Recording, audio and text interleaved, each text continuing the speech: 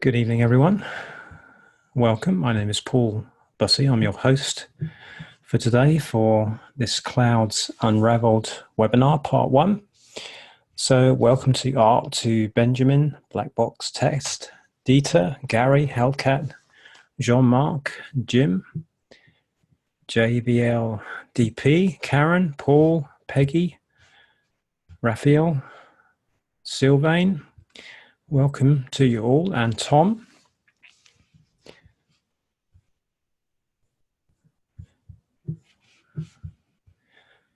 Now, at the bottom of your Zoom window, you should be able to see your chat button. So please introduce yourselves to each other and to me. Let me know where you're from in the world. And let us know if you've got a particular passion about landscapes that you render with clouds in them, whether you've got a particular passion in trying to sort of control that for the composition of your artwork. Let us know if you're doing any projects that are involving cloudscapes in particular. I'm sure Daniel would be very interested to hear about those. So yeah, let me know where you're from and perhaps how long you've been working with VUE. Let me know if you've been working with VUE on a professional basis, whether you've been lucky enough to do that kind of work. And even if you're beginning VUE, let us know how you're getting on.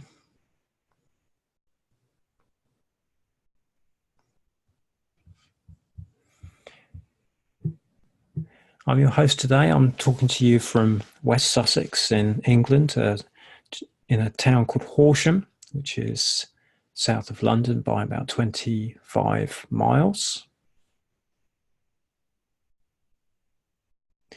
And this is a two-part webinar. We've got part 1 today and part 2 tomorrow.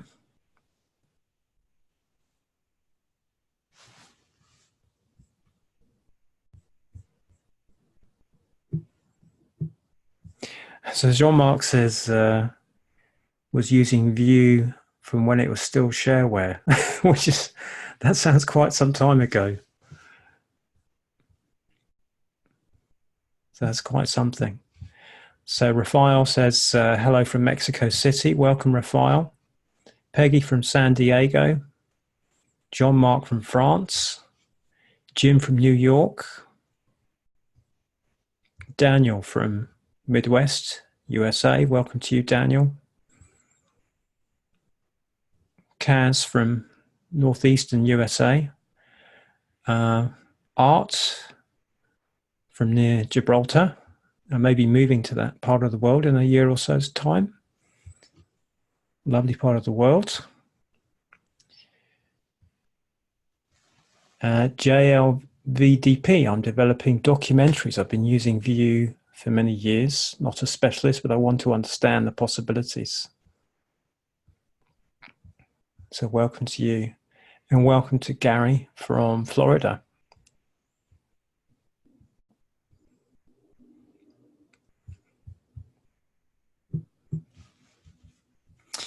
Just to let you know what's going on in the next few weeks with some of our webinars. We've got a webinar all about dragon artwork, probably the most sought after mythical creature in terms of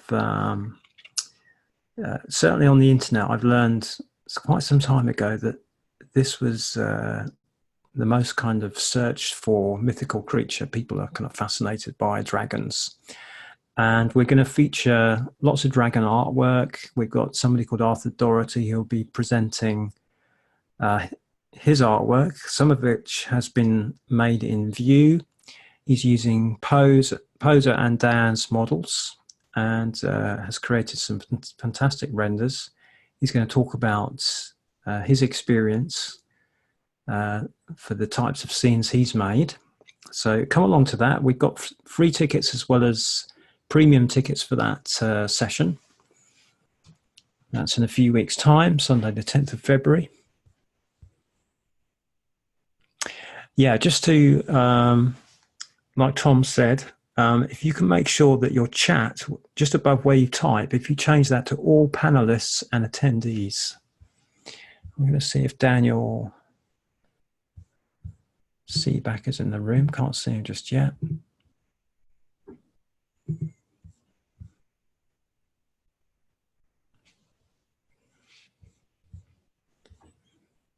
So if you haven't already introduced yourself, please say hi in the chat box. Let me know where you're from.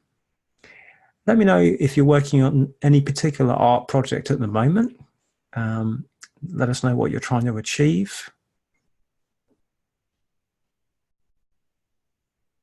Maybe let me know what kind of genres that you like to work in. You know, it might be landscapes, might be science fiction, might be historical.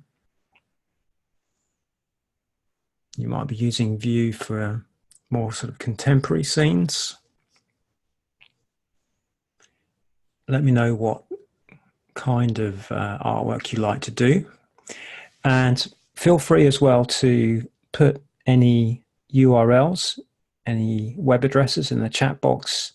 If you have a portfolio online, it might be at DeviantArt or Renderosity, wherever it is, pop that in the chat box. Love to see what you're doing. Share that with your fellow artists in the chat. So welcome to Katie from Berkeley, California.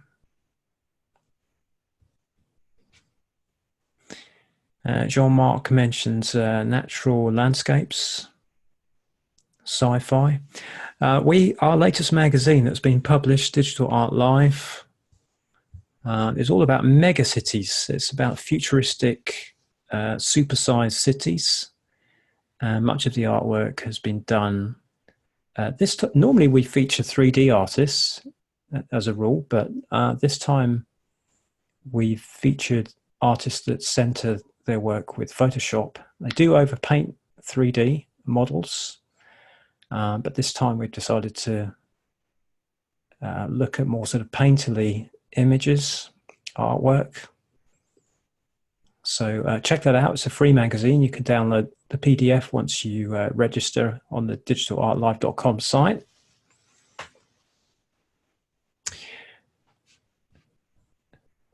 So Gary's from Speedwell, Tennessee. Welcome to you.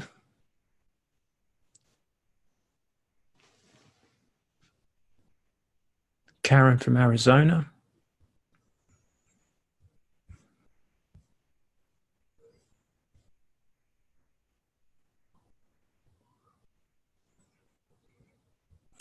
Leonard from Houston. Thank you, Rod, for the thumbs up for the magazine. If you've seen a digital artist that you love, that you think might fit with our magazine, let me know the artist's name. We're always looking for new people to help promote their artwork. And we're not just looking for professionals, we're looking for those that are rising stars. You know, they may have only been working on their artwork for maybe months, but they've got some real promise, and we're willing to share, artists that have just started out, particularly in our gallery at the back of the magazine as well. So welcome to Vladimir as well. Warm welcome to him. I've interviewed him in the past. He's got a great set of tutorials for VUE and plenty of other digital art software. So check out his site. By all means, Vladimir, mention your website in the chat.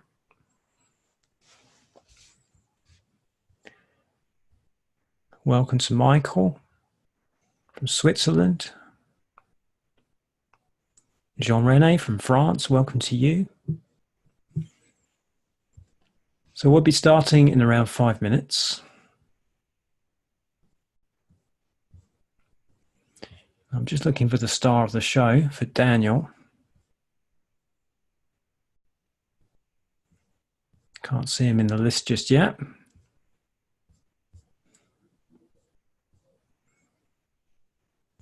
Please introduce yourselves in the chat box. Let me know if you're doing any particular art project at the moment. Jim says he's interested in making biblical scene recreations. Yeah, we've got several people in the Digital Art Live community interested in doing that. We've got Trevor Hancock, who particularly likes creating biblical scenes.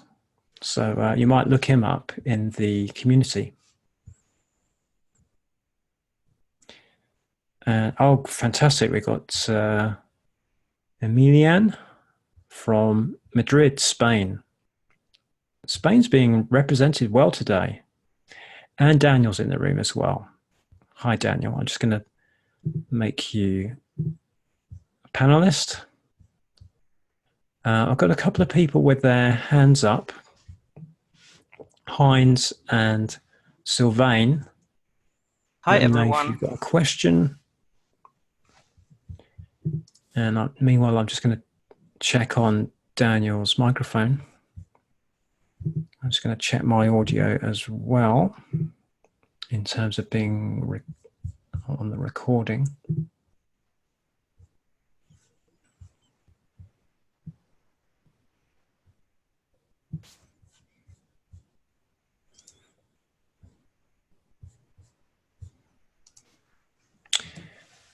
So yeah, please give me a wave if you're from the UK. Love to see a couple of fellow Brits in the room. I'm sure there's more than one.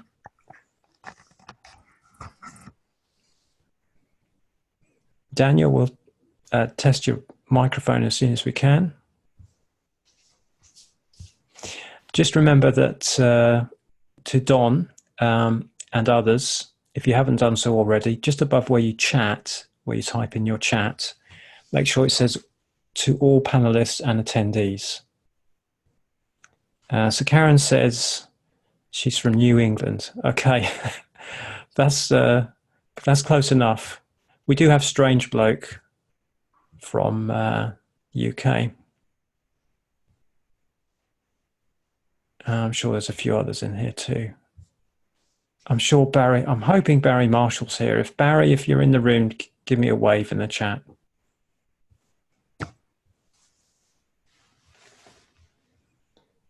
Okay, I can't hear you on the microphone yet, Daniel. Just letting you know.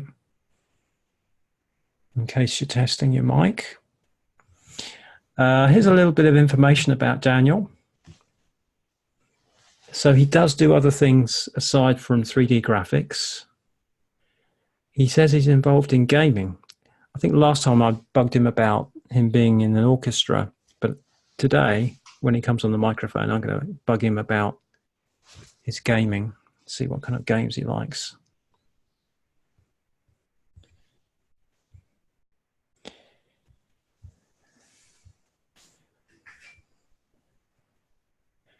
Okay, Daniel, still can't hear you on the microphone.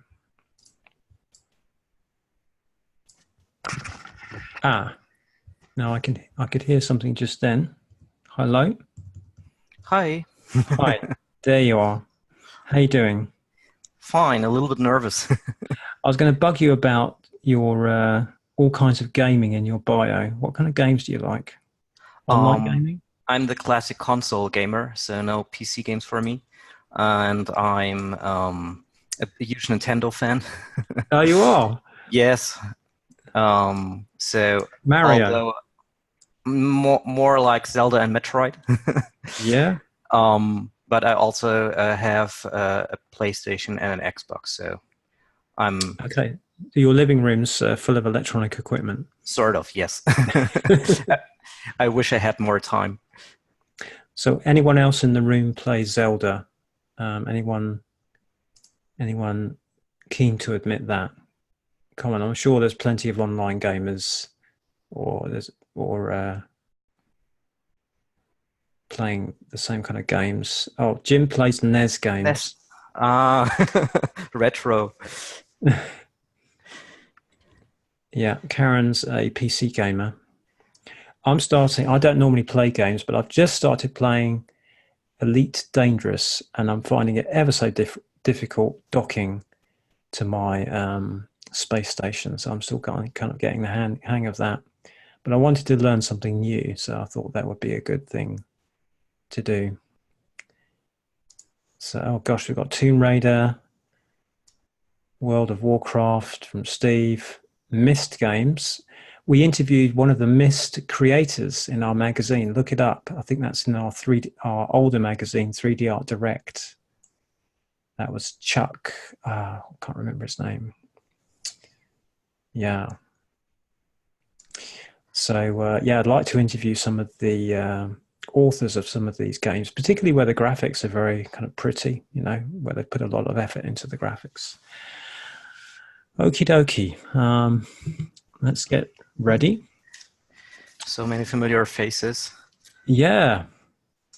Hallo Nando, hallo Heinz, hallo Christian und alle anderen, die ich gerade übersehen habe. Hallo Uwe.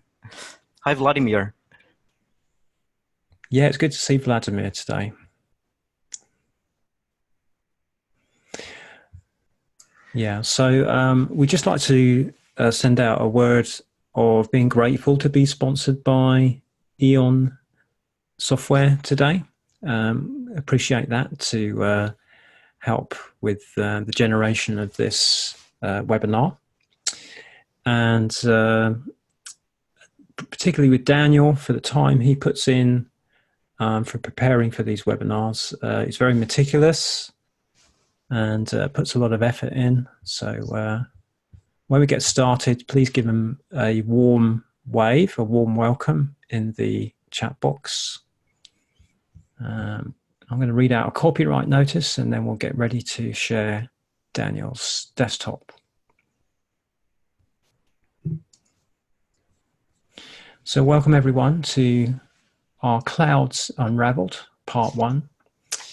And this webinar is copyright 2019 Digital Art Live and Daniel Seebacker. We'd like to thank Eon Software for sponsoring this webinar session. And we carry on tomorrow as well with a session 2. Please keep your questions to do with the context of this webinar, to do with the content of the webinar that's being presented today. Any other questions you'll need to put to an outside forum, or if it's a question to do with Eon themselves, that will have to be put to Eon. Today we would really want to concentrate on the topics at hand, and there's plenty of content that Daniel wants to show you and talk about with you today. So please give him a warm welcome and we'll get started by sharing his desktop. Thank you, Daniel. Thanks, Paul. So I'll try to share my screen.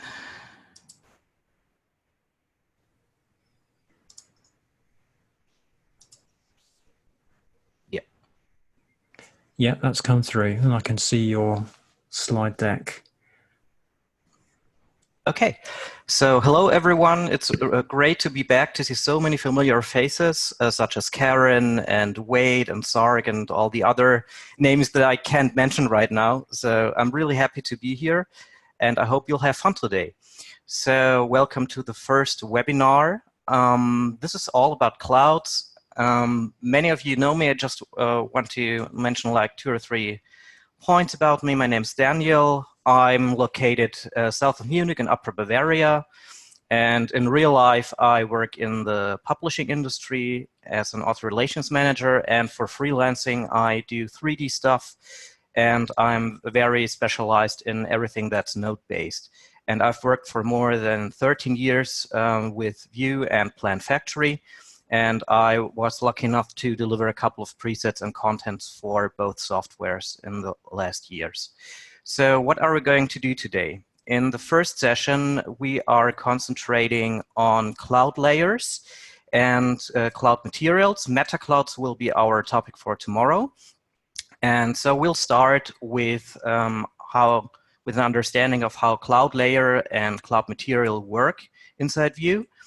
Then I'll ease you into the function editor. If you've never worked within the editor before, don't be afraid. It's not going to be difficult, but we're going to work in it for most of this webinar and the one tomorrow. And we'll learn how to build cloud shapes with the help of functions, with density functions. And I will give you a walkthrough of all the cloud-related settings in the atmosphere editor and in the cloud materials. So we will cover cloud shading settings and all the modulation functions. And we're also going to build some example scenes. So the things that I've planned for today, depending on the time, are clouds that are following a terrain. We'll have a look at Mimetis clouds, and we'll build a sea of clouds, so similar to the picture on the right, clouds that can be seen from above. And there will be several question and answer slots in between. So I'm really looking forward to your feedback. Ask me anything you want during the Q&A sessions, and I'll be happy to provide answers. And yeah, just tell me what you'd like to see, and I'll try to incorporate your wishes into the webinar. Okay, so one thing that Ian asked me to mention in advance is that I'm using a beta version today. So if anything doesn't work as expected, or if the software crashes, then it's due to it being a beta version that Ian supplied me with for the webinar. So just as sort of a reminder at the beginning.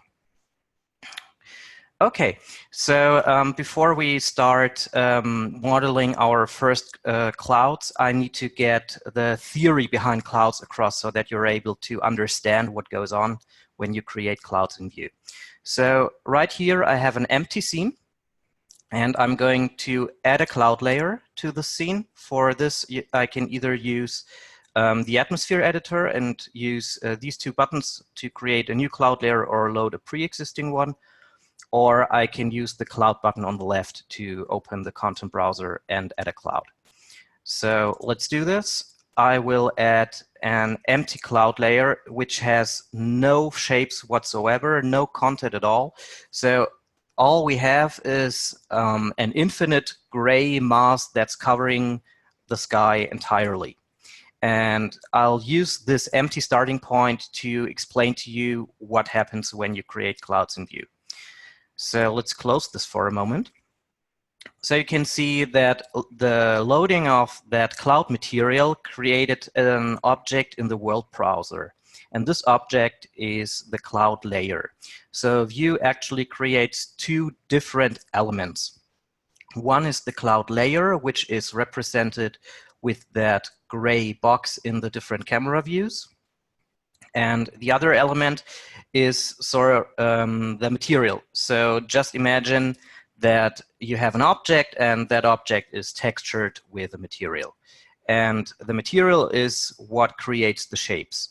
And the difference between a normal object such as a cube and the cloud layer is that the cloud layer has no boundaries. So it's infinite in its width and length.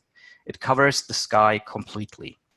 And the idea behind cloud design is that this cloud layer is sort of a window into the world of clouds. So our cloud material that I just loaded here starts at the world origin at 0, 0, 0, so at the ground level, and it extends into infinity. But it's only visible within the boundaries of this cloud layer object. So if I move that layer up or down, we simply see a different portion, a different excerpt of the cloud material. The cloud material itself will not move up or down.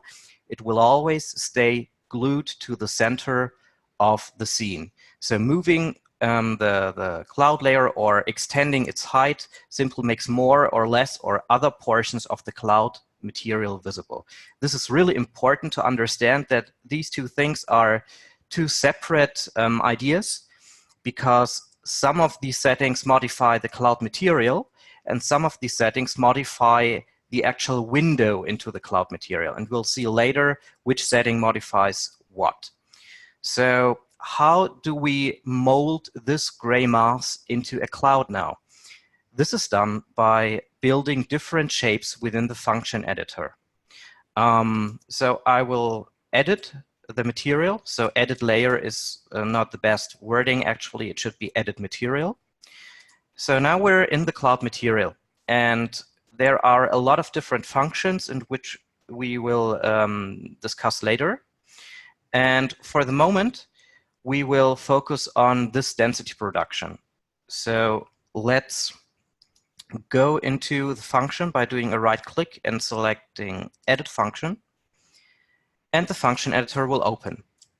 So one question, how many of you have actually worked in the function editor before? Could you give me like a hands up or something like that? Wow, okay.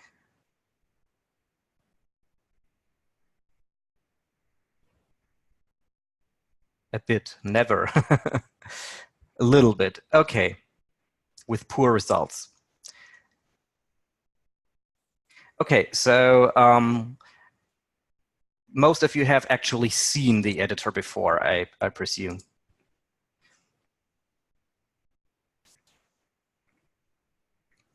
Okay, good. Thanks for the feedback, guys. Then I'll start at the very beginning. So a function, what is that? And why is everybody afraid of it? I guess it's because you need a little bit of time to understand the logic. So the density production is a function that controls the density of the cloud. And density and transparency in clouds are one and the same thing.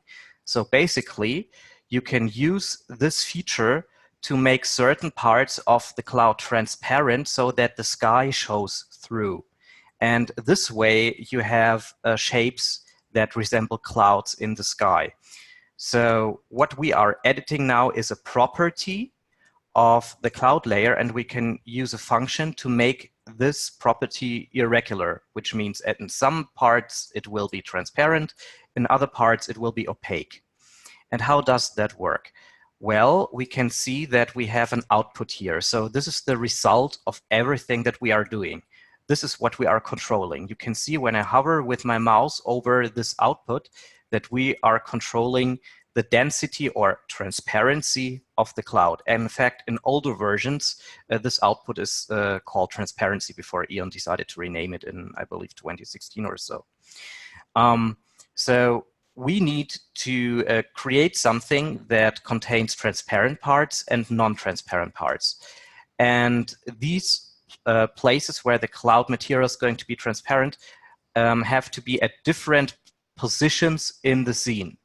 So in other words, we need something at the very start that takes any coordinate in the scene, so the position right here or maybe down here, and tells Vue, well, is the cloud transparent in this place or is it opaque? So the first thing that we're going to need is a position input. And the position is calculated from the origin of our scene. So everything that you do inside Vue, it doesn't matter if you edit a terrain or if you edit a material or an ecosystem or anything else. Everything always starts with the position input because Vue needs to know from the origin what is going to happen at this point or what is going to happen at this point in the scene. So that's why everything starts with a position. And the position is expressed in coordinates in 3-dimensional for X, Y, and Z, so similar to our gizmos here. And so this 3-dimensionality in mathematical terms is a vector. So you can see that the output here is a sort of orange or reddish, and this represents a vector. So what are we going to do with this information? We're going to control our transparency, our density, based on where we look at the scene, based on our position. And for creating the shapes, we use a fractal or a noise. So the difference between a fractal and a noise is both are created with hard-coded mathematical functions. There are tons of different noises available. I'll just use one, for example, a Perl noise gradient, and I'll connect this to the position. And so from the starting point of the scene, Vue calculates this noise everywhere around the sky in infinity. And the result is a number. and a number in the function editor is represented with a blue circle. And when we look at our density, we can see that the density is also controlled by a number. And here it says the number is between -1 and 1. That should be used for density. And you can think of that as a percentage value.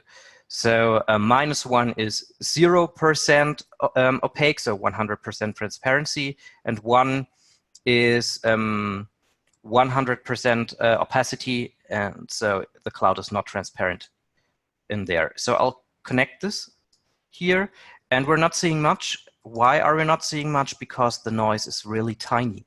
It works in real world coordinates. So if I increase this to 1,000 meters, we can start to see a little bit of a result. I will switch this now to a mathematical noise, to a rectangular noise. And what we will get is a rectangular cloud material. So everything in this preview that is black means the cloud is 100% transparent and we can see the sky through this gap. And everything that is white means, well, the cloud is 100% opaque, so there's a cloud in the sky. And everything that's gray would be in between. So I have a second camera active, which is located above the cloud layer. So let's switch to that one. And now you get a better view. We have a three-dimensional chessboard as clouds. So again, view takes the position from the world origin and then creates an infinite noise all around the sky. And everything that's black in this noise, so value of -1 means there's no cloud, and everything that's white means there is a cloud. So any questions about that workflow? Do you understand the principle of how to make the cloud material transparent?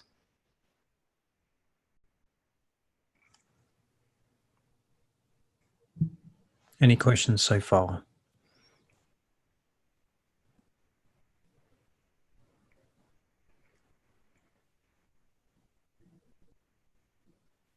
Okay, yeah, no questions so far?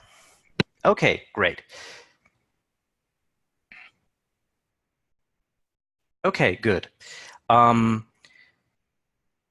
So we can see that when we edit a noise or a fractal, there are real-world units inside the fields next to the sliders.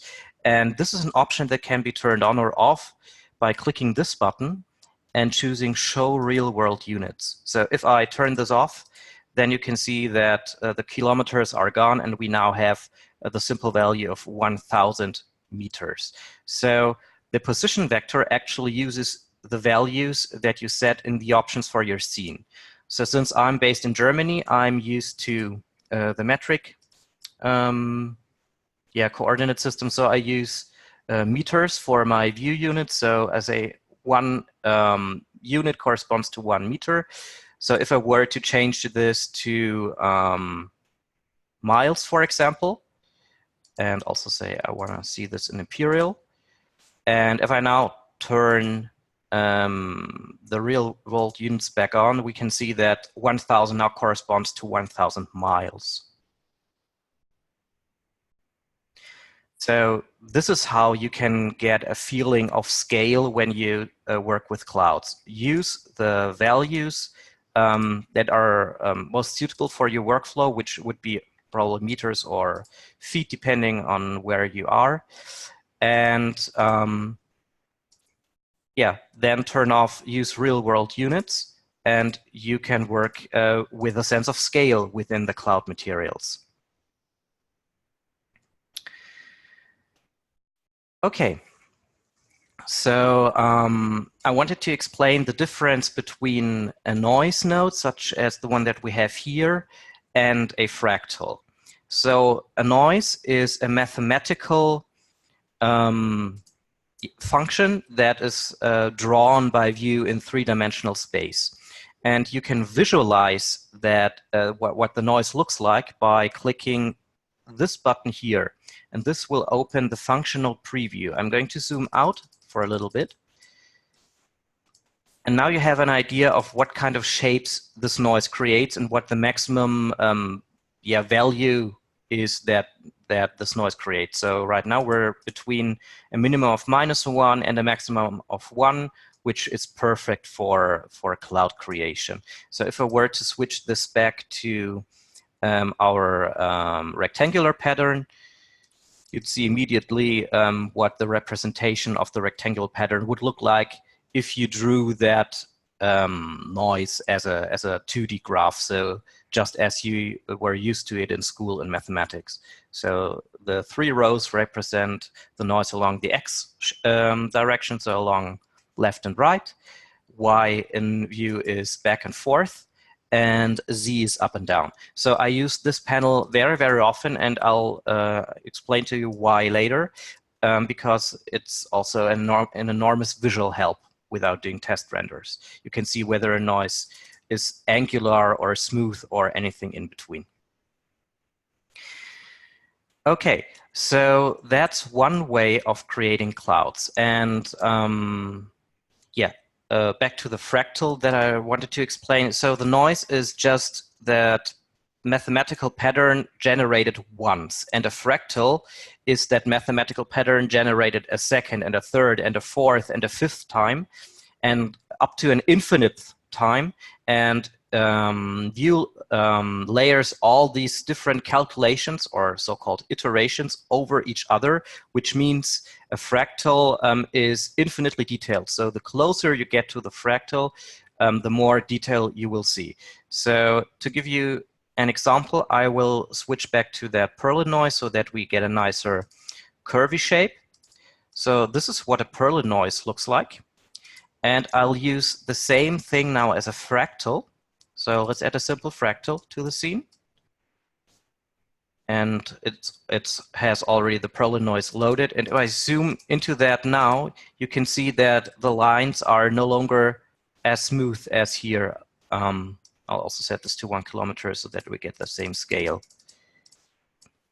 So by switching back and forth, you can see that this one's a lot rougher. So yeah, the noise is repeated and repeated and repeated with slightly different variations, and then it's layered on top of the other iterations, and this creates the final infinitely detailed look. Okay, so one way to create clouds is to use that kind of function to make that cloud transparent in some places. Fortunately, you don't really have to use a self-built fractal for making the cloud transparent. There is actually one built into VUE. And this is that detail amount. So let me switch back to our main camera, and let's increase the detail amount and see what's happening. Wow, we suddenly have patterns in our sky. So what's happening here? Well, what you are controlling right here is a built-in Perlin noise gradient fractal that Eon hard-coded behind the scenes, and which wrapped it into different interface sliders. So detail amount is actually the contrast of that noise. I'll go back into the density function and show that to you. So let's add a fractal node, and let's take a look at our preview. So the contrast of that noise is the gain slider. So if I decrease the gain, you can see that the contrast of our curve goes down. So we now have only values around, I don't know, -1 up until 0.1 or 2. And by increasing the gain, the contrast gets bigger and bigger. You can now see that the highest point is somewhere above 5 and somewhere below -5, so it's always symmetrical. And so the highest point can be read down here in the extension value. So automatic extension simply means that the preview adapts to the contrast of the noise. If I were to turn this off and enter 30 in here, you can see that this scale did not update. And by checking automatic extension, we can now see that it updated to the new scale. And we can see that the maximum value that the noise now outputs is around 27. So from -27 to +27. So I'll set this back to 1.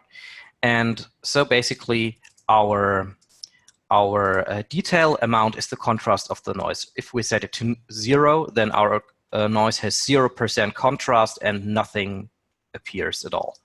So you can also go higher. For example, let's use something extreme such as 500%, and you can see how different the noise now looks with such a big contrast.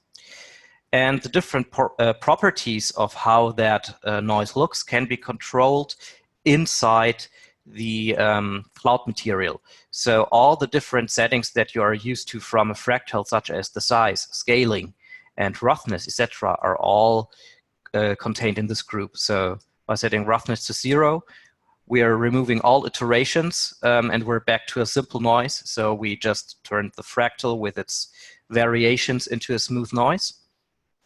And by getting roughness back in, we add more detail back into our cloud. And scaling, makes the size of the noise bigger or smaller. Unfortunately, it's not represented in kilometers or meters, such as inside the function, but rather in percentages. But you can already see that the details, the shapes of the noise get smaller the way that I use that scaling parameter, or by setting it to 100%, we have really huge formations. So variations is actually a variation in roughness, which is only visible when you have the camera above the clouds with a wide angle, and you can see kilometers and kilometers over the entire cloud scene. Then you will see some parts where the roughness is a little bit stronger than other parts. So you can indicate whether the roughness should vary throughout the cloudscape or not. And uniformity is a parameter that defines whether that noise is present everywhere inside our cloud layer, which happens when uniformity is set to 100, or whether it should fade out around the bottom of our cloud layer window. So let me set this to 0. And you can now see that the noise down here is almost entirely gone. It's totally smooth. And it's only present at the top parts of our cloud layer. So you can see the top parts are still very rough and the bottom parts are very soft. So if you want a quick and dirty solution, then you don't even have to touch the function editor at all. You can simply use the detail amount slider to add some preset noise to your cloud, and you can control the look of that noise and the size with the scaling, roughness, variations, and uniformity parameters. And we also have that feathers slider available here. So what that feather slider actually does is that it blends our Perlin noise with an inverted version of the Perlin noise. So the great thing about Perlin noises and fractals is if you invert them, they get that rich, feathery look, and the default version is round and bubbly. So by using the feather slider, you slowly blend an inverted version of that noise into the normal version. And this is the blending strength. So whether you want to have more of that inverted noise or more of that default rounded noise. And the look of the feathers is also controlled with these sliders. So changing any of these sliders changes both the look of the inverted version and the normal version of that noise. And feathers only works when you use detail amount, because once again, detail amount is the contrast. If you set the contrast to 0, then there won't be any feathers. Okay. And this is what it would look like from below. Any questions about this built-in noise?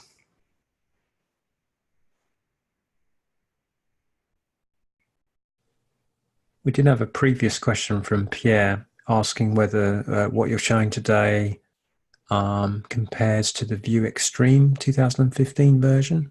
Yes, I forgot to mention that. So the version that I'm using is the former VUE Extreme. Everything that I'm showing today is available in version 2016 as well.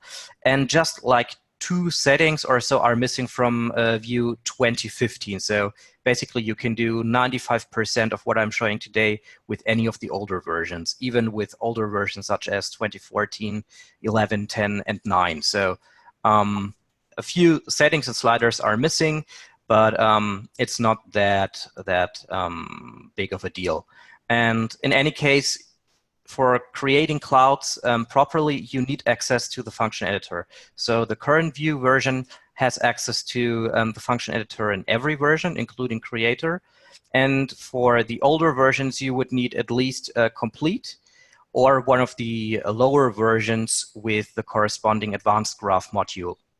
So either of these options. As long as you have the function editor, you're good to go, no matter if you use 2014, 2015, 16, or the current version. So question from Strange Bloke, is there much difference in render time between the built-in fractal and a manually created one? Well, it depends on how complex your manually created noise is. For example, you can create like a dozen different kinds of noises and then combine them all together in something like an Uber noise, so to speak. And in that case, of course, the built-in noise would be faster to render, but it's not that noticeable. Most of the render time depends on the shading settings, and we'll have a look at the shading settings in a few minutes. Okay, do you see Michael's question? There are types of clouds that don't have sharpness or feathers enabled. What's the difference there? For example, the soft cumulus preset. So if there are no feathers or detail amount activated in some of the preset clouds, then this means that the cloud shapes are not created with that built-in noise and sliders, but they are created by editing the density function in here.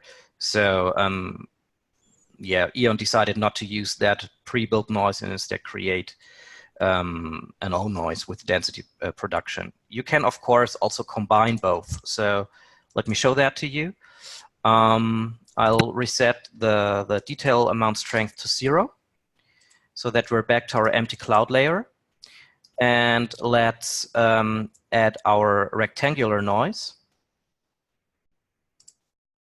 And I'll add the position input.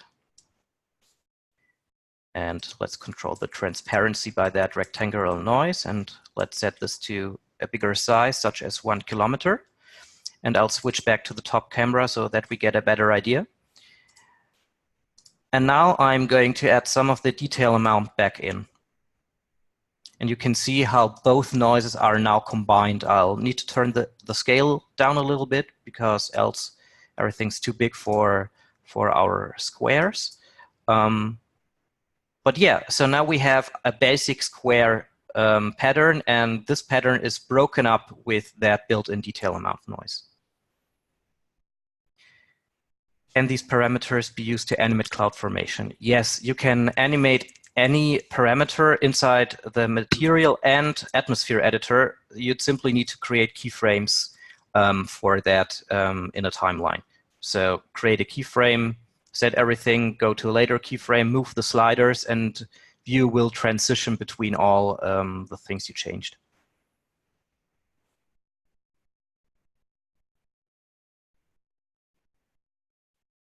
You're welcome. Okay, so let me turn off detail amount again and switch back to the main camera view. And one thing, oh, no, I think we're going to reset our rectangular clouds and use the built-in noise instead. Let's increase the strength and make it a little bigger. Okay. So one thing you're probably noticing is how the clouds are suddenly cut off here at the bottom and also at the top, which is not that visible, but you can see it here with that perspective, for example. I'll just create another camera that we can move.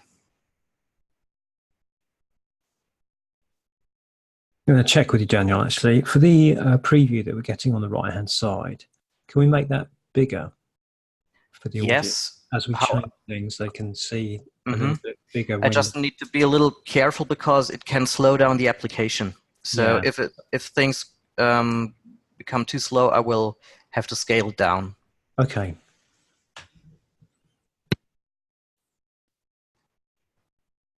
So I just want to get a better angle at this so that we get to see the border of the clouds a lot better. So let me turn down the exposure because everything's a little bright.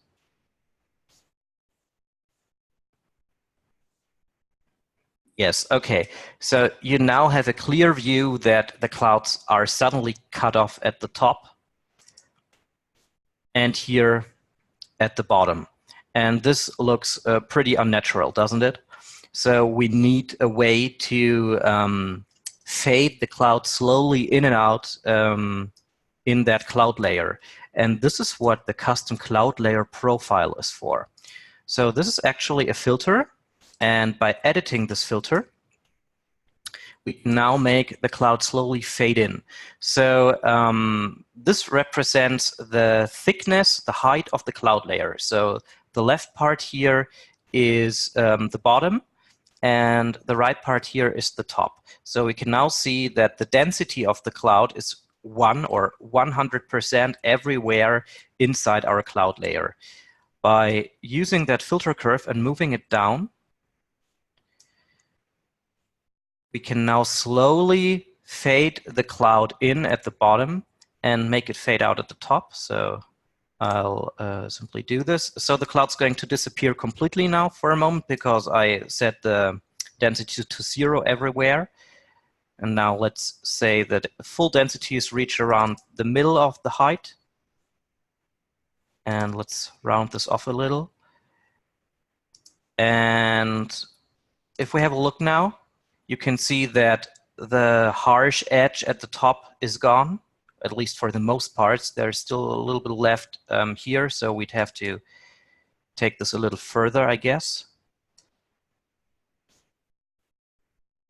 Yeah, so with this filter curve, you can make the cloud material fade in and fade out at the top and the bottom of the cloud layer to get soft edges.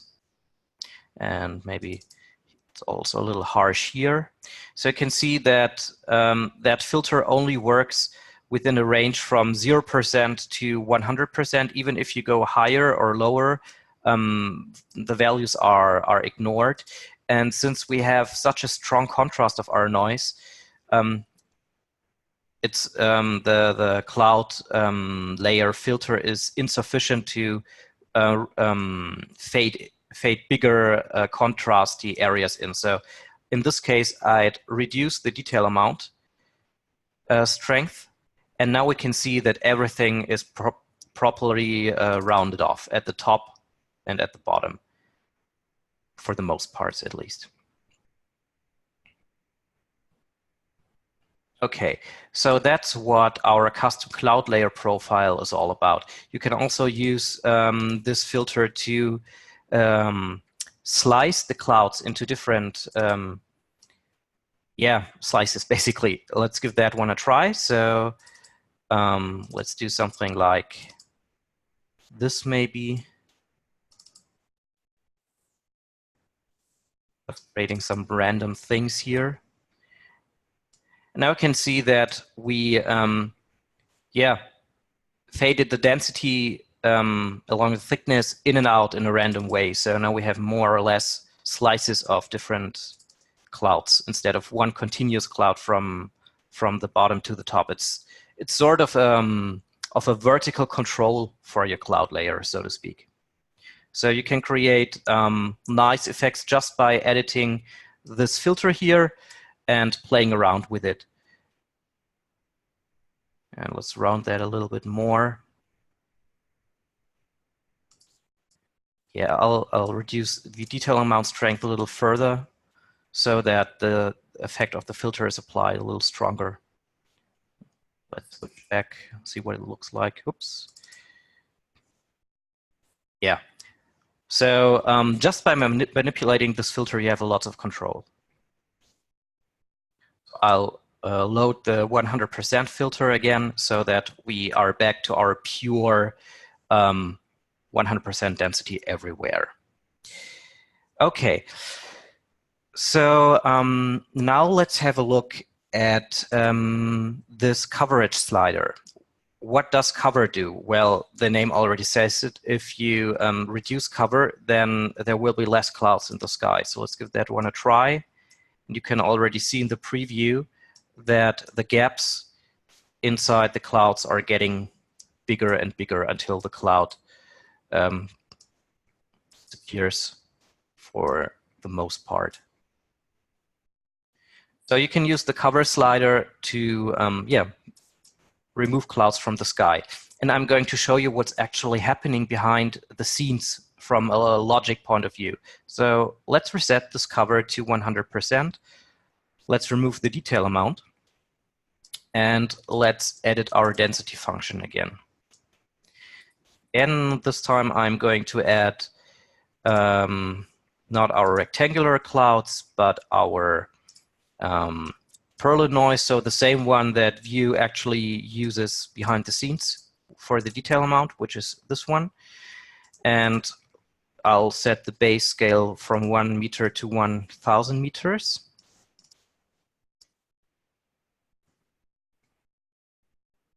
And let's have a look at our preview. So these are the shapes that our detail amount creates, just with the difference that we built that shapes ourselves now. And we can still see that the sky's completely covered, and you might be asking why.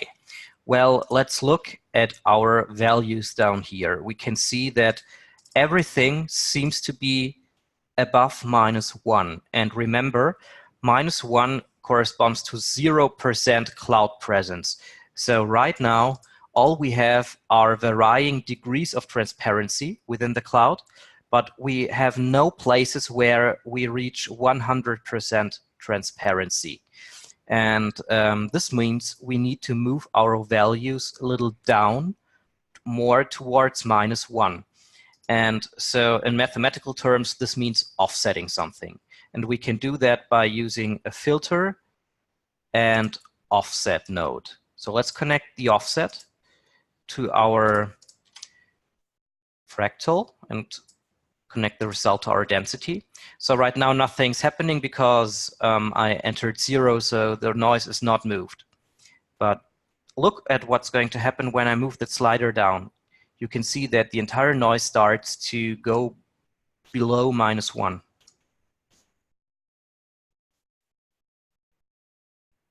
And I think I made this the scale too large, so the shapes are now so big that we're not seeing anything. Yes, here we are.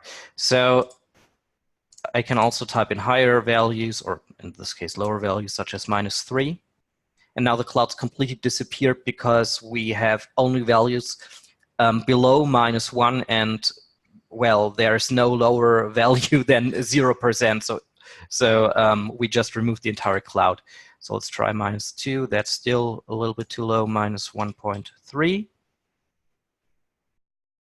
Yes, so we can see that offsetting means we're simply taking that graph and moving it down more towards a negative range. And everything that's going to be below -1 means there is no cloud in the sky. And this is exactly what's happening behind the scenes when you use the cover slider in the editor. So VUE takes the noise, either the detail amount or the one that you produced here, and moves it further down below -1, thus creating holes in the sky. So you can build your own cover slider just as I did it inside the function editor simply by using such an offset node. It's exactly 100% the same thing as using that cover slider. Any questions? I see one from Karen. The proportions stay the same, Karen. So when you edit the filter, it always is a relative value relative to the height that you set here. So currently our cloud starts at a height of 1 kilometer, at an altitude, sorry, and it's 1 kilometer thick. So this is the starting point at 1 kilometer, and this is the end point at 2 kilometers. If you move the cloud layer up and down, then the filter moves with the cloud layer. So it's always proportional.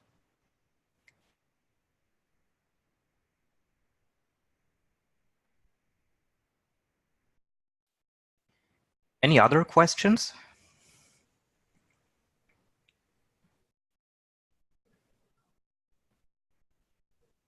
Okay, we're 45 minutes into the session now. Okay. So then I'll discuss some of the other settings with you, and then we're going to create some real clouds, finally.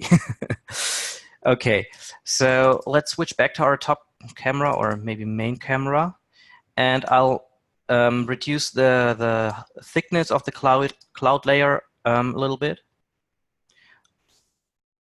Okay, so what about these altitude variations? Well, the name is actually a little wrong, because in reality, these are height variations. So let me set this to a fixed value such as 400 meters. And now with altitude variations, we actually add variations on top of our cloud layer in height. So currently our cloud layer window has a flat ceiling.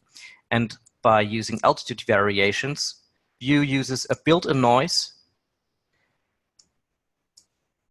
that adds towers on top of our cloud layer window. So it's sort of an invisible displacement of the ceiling of the cloud layer. And the scale of these wavy shapes is controlled through the scale of the material. So if I set this to 0.1, this is the result that we're getting. We just scaled the entire waves down. And 100% means that another 400 meters are added on top of the total height of our cloud layer. So our total cloud layer is now 400 meters thick, plus another 400 meters for the variations. So setting this to 50% would mean 400 meters plus another 200 meters in thickness. And the total thickness of our cloud layer is now 600 meters. So this is a way to create more irregularity at the top of the cloud layer. The problem with this, though, is that you will always see the contours of that smooth noise. So let me add some detail amount into this, and you'll see exactly what I mean. Can you see these hard edges here or over there? Or maybe this curve here. No matter which noise you use, when you use that detail amount, that altitude variation slider, you will still always retain that smooth, sharp, transitional border look. Even if you make it fade out with the filter, this will help a little bit, but you will not be able to get entirely rid of it. So I personally never use this altitude variations setting, except for very rare circumstances, because there is a way to replace that predefined noise with your own noise. And I'll show that to you in about 20 minutes, I guess. Okay, so that's the altitude variation setting. Now let's have a look at the shading settings. I'll come back to your question in a few minutes, Karen. So right now, all we looked at was how to create how to create the shapes, but we haven't talked yet about how to actually shape the cloud. So let's load a preset cloud material for this one. So for example,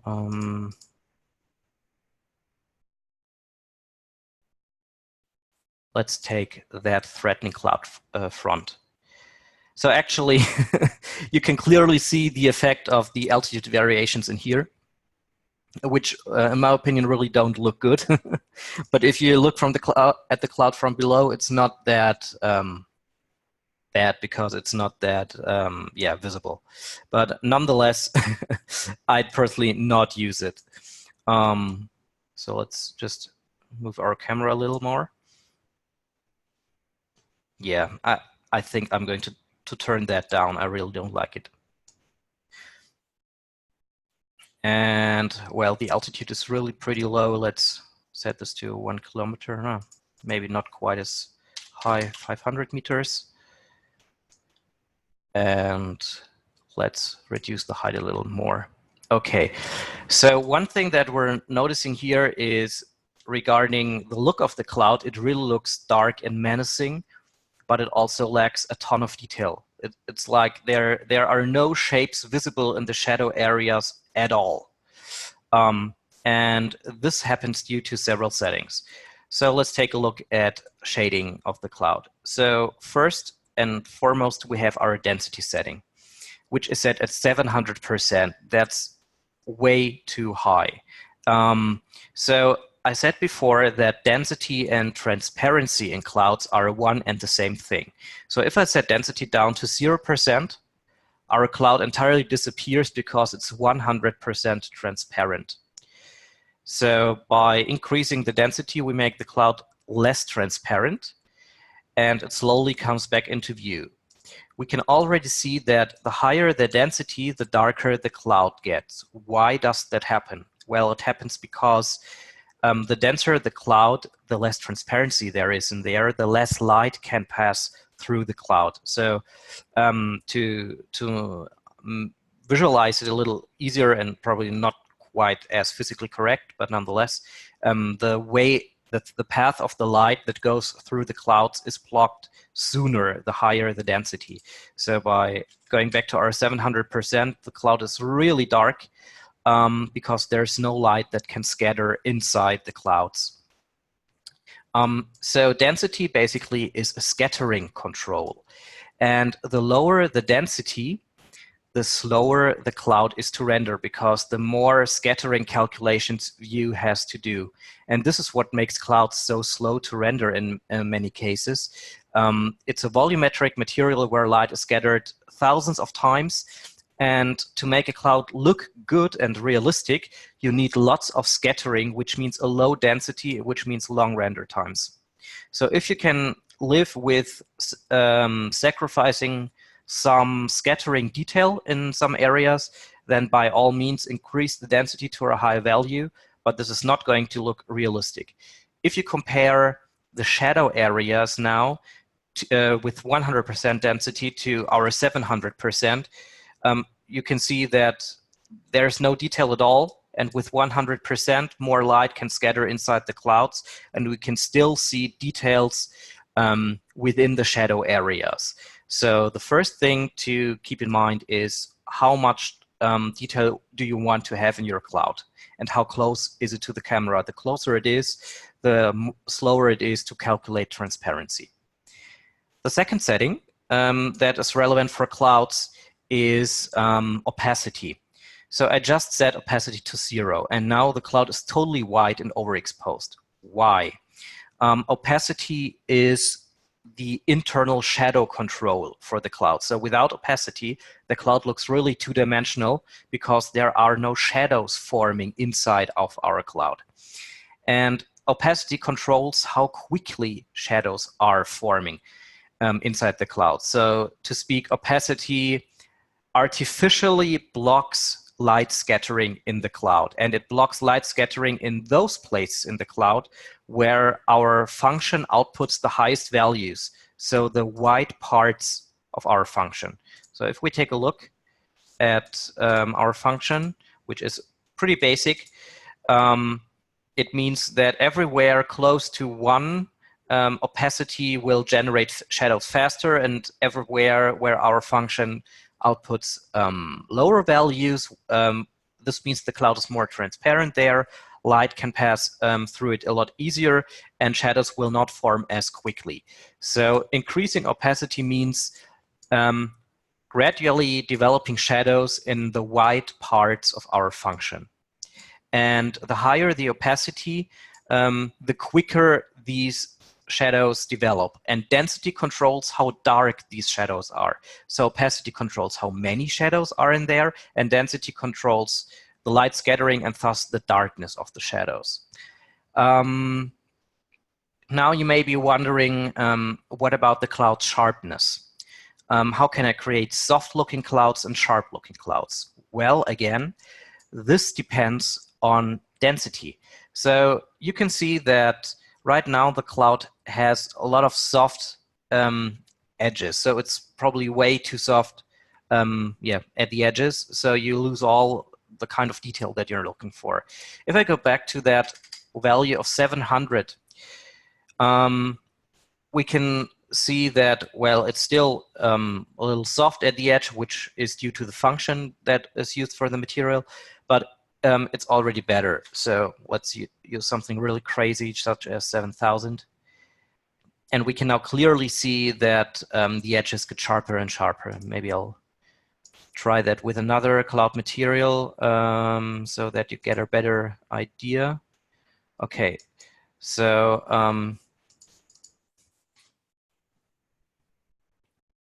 yeah, so with that kind of density, we have rather sharp edges. And if I go back to a density of 100%, we not only get much brighter cloud due to more light scattering inside the cloud, but you can now also see that the edges have a soft transition to the outside. So the question might be, well, is there a way to decouple sharpness from light scattering? Because if I want to have a cloud that has great light scattering, this means that I have to use a low density. But a low density at the same time means that the cloud is going to be very soft.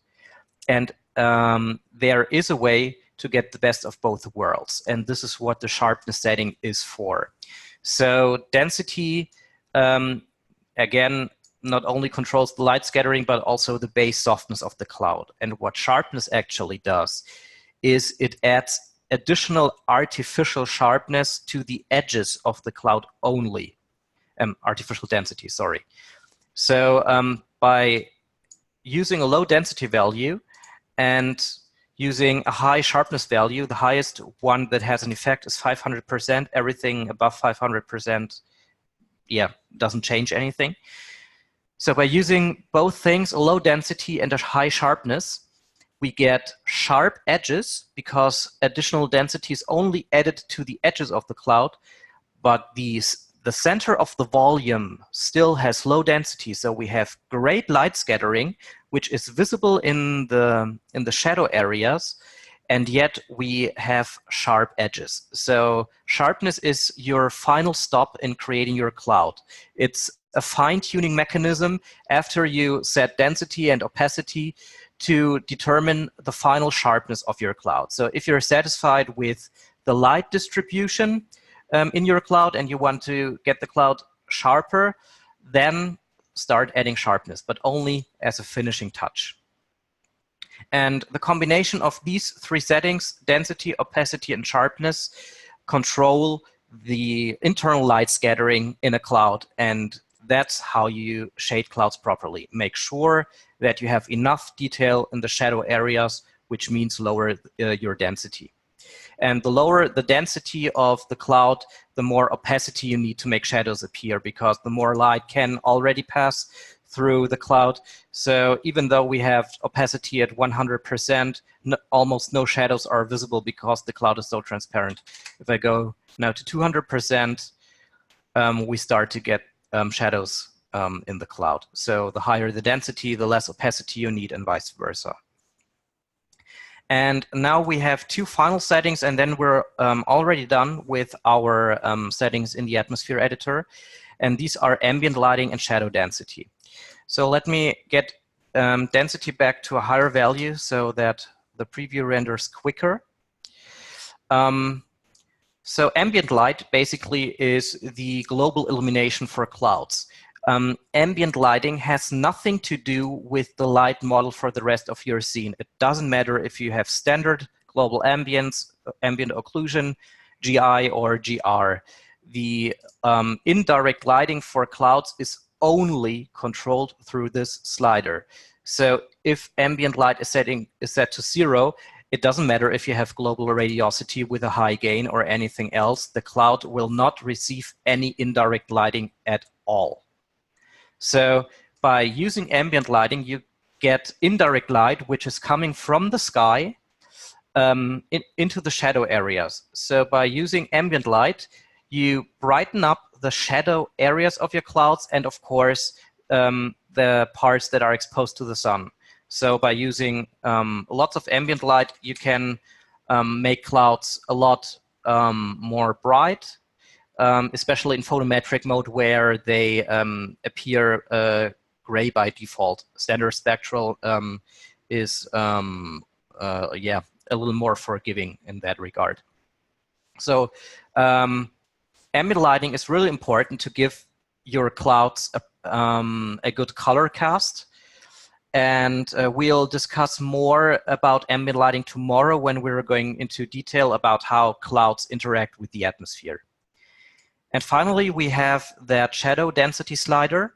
And shadow density is nothing more than yeah, the darkness of the shadows that the cloud casts onto the ground. I'll just move the camera a little so that we can see the ground a little better. So right now we have shadow density set to 60%. If I set this to a lower value, the shadows on the ground get a lot brighter and darker, vice versa. So this concludes all of the settings in the atmosphere editor and on the cloud material tab in here. Any questions about this? Okay, we've got some other questions further up in the chat. So the first one is from Karen. Yeah. Yeah, Karen, homogeneous, that's because we are using the same noise for our infinite cloudscape. So by using different noises inside the function and combining them so that one noise appears only in this place and another noise in that place, you can create yeah, large-scale variations, and so the cloud will not look as homogeneous as with the built-in detail amount noise. That's one of the reasons why I almost never use the detail amount noise and prefer to build my own things, because I have lots more control by building everything from scratch.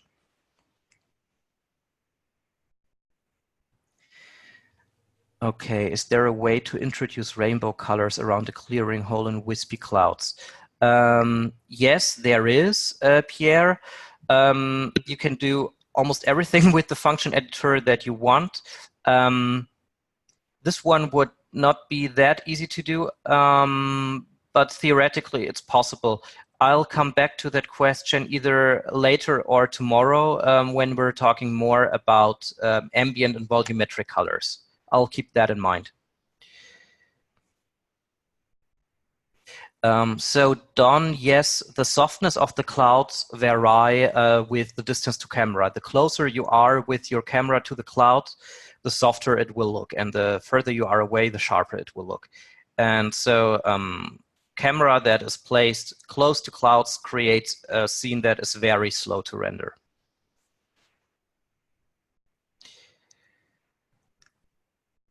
Okay, so the difference between photometric and standard spectral are something that I plan to cover tomorrow when we're going to talk about cloud and atmosphere interaction.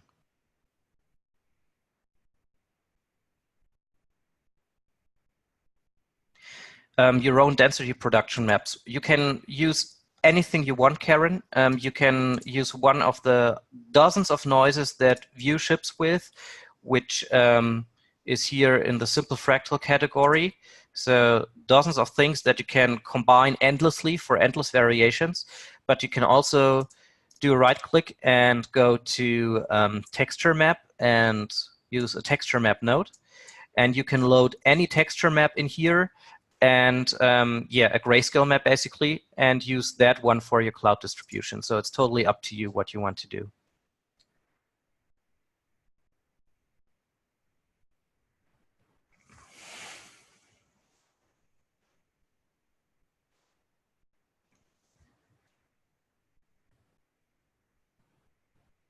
Yes, Karen, that smoke effect is something that we're going to yeah, touch upon in a similar manner in just a few minutes. Yes, Pierre, you can load animated texture maps into the function simply by using a animation map node. So you can load a sequence of images in here, and they will be played back with each frame of your animation.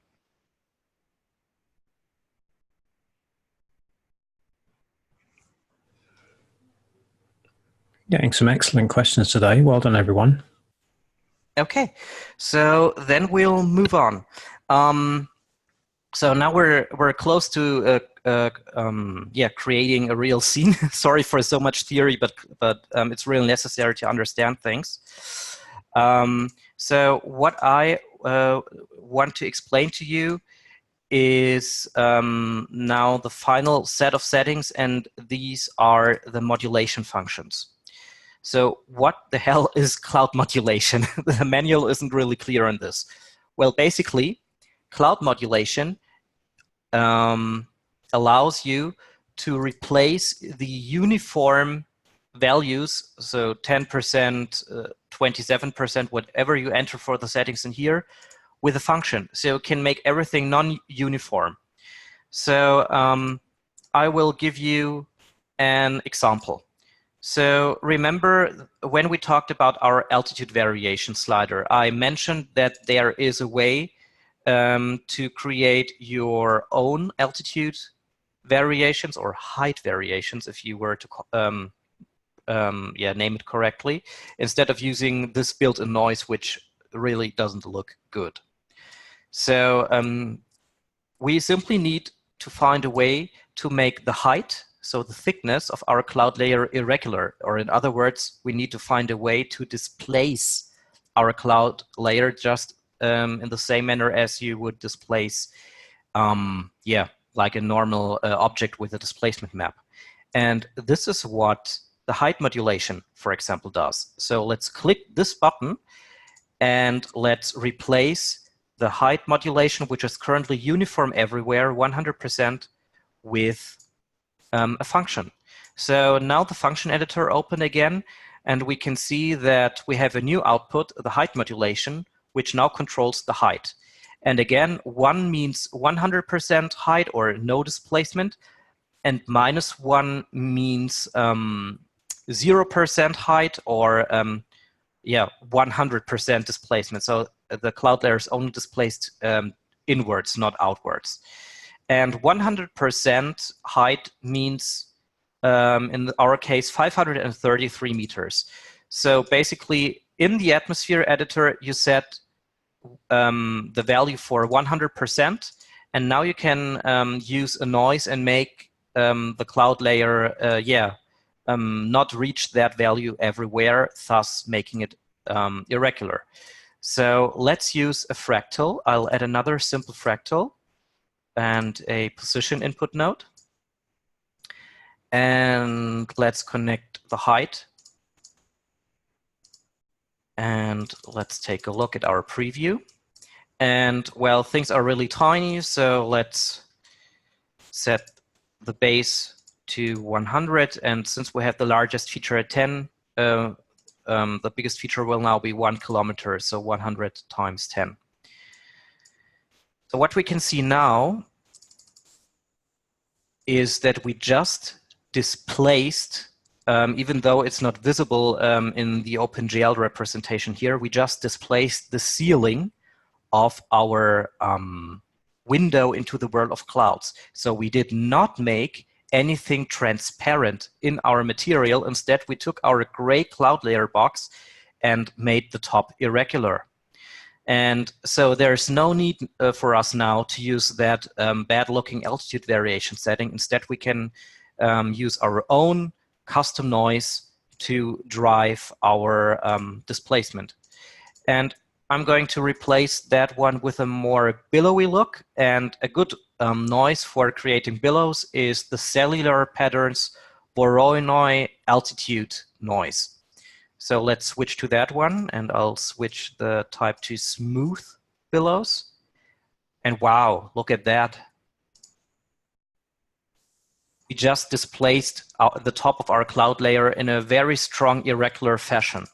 One thing that you're also seeing is that the top of our cloud layer is being cut off. And this happens because our function outputs values that are bigger than 1. You can see that here the curve goes higher than 100%, and the height modulation doesn't accept any value that is higher than 100%.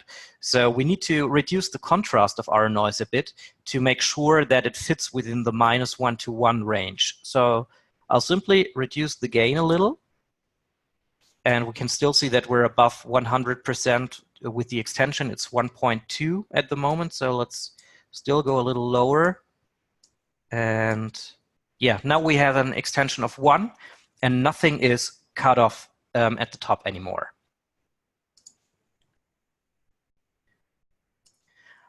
Leonard, I look down on the cloud layer because I have a second camera in the scene. So I added that camera prior to the webinar so that we have a base scene to start with. And I can simply, in the object list, double-click the different cameras in the scene, and I can switch between them at will. So you're welcome. I'll just reset the exposure again to make it at least a little brighter because it looks a little sad at the moment. But maybe we'll stick with sad as long as you can see things better. Okay, so again, there's no transparency that punches holes in our cloud. The cloud is 100% opaque everywhere because we did not edit the material. Instead, we edited the window into our material and displaced it. So if we want to create holes in our sky, then you'd probably think, oh, well, I have that cover slider, so I'll simply move it down, and I should start seeing holes. And you move it and move it and move it, and nothing is happening. And you're maybe wondering why. Oh, the only thing that's happening is that our cloud gets a little more transparent, as you can see, but there are no holes until we go down to a lower value where everything suddenly disappears. And so why is our cover slider not working? Well, because the cover slider controls the density of the cloud. And right now we're not working with density, we're working with the displacement of the height. So we need to build our own cover slider in the atmosphere, in the function editor now. And remember, I told you earlier that using such an offset filter means moving the noise more towards -1, and -1 in this case means 0% height, which means no cloud in the sky. Because if the height is 0%, it's 0, so we don't have any thickness of our cloud in the sky. So let's add a filter and an offset filter and connect that to our fractal and again to our height. And so by moving that filter down, we're moving our entire noise down.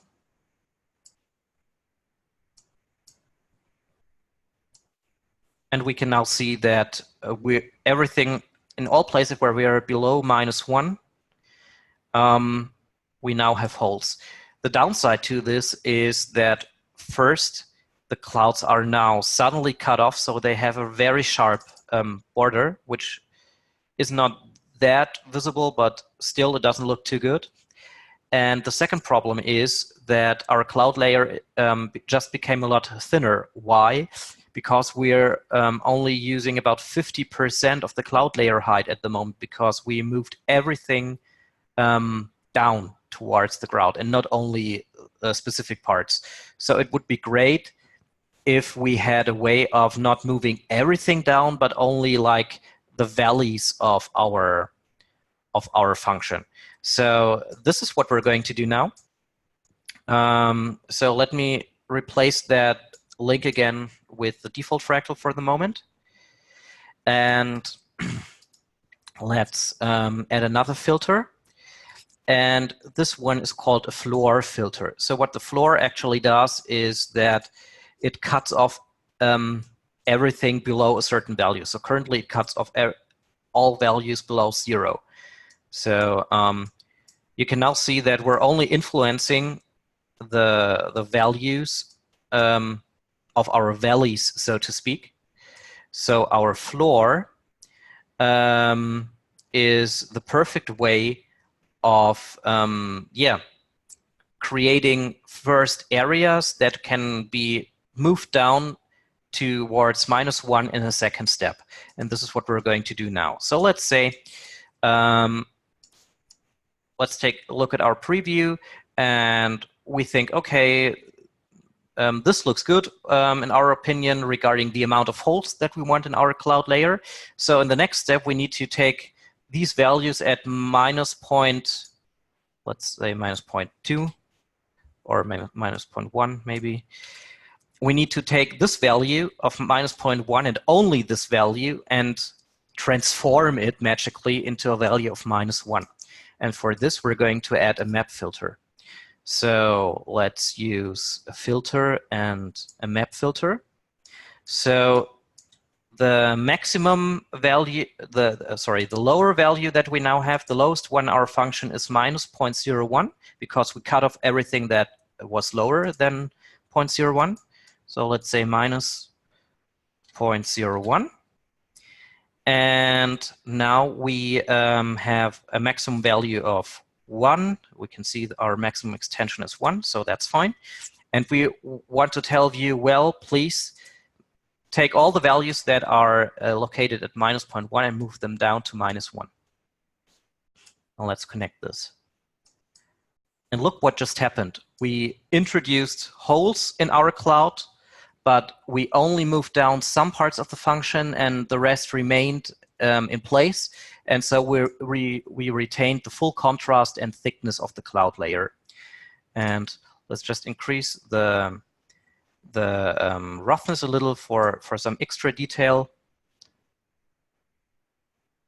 And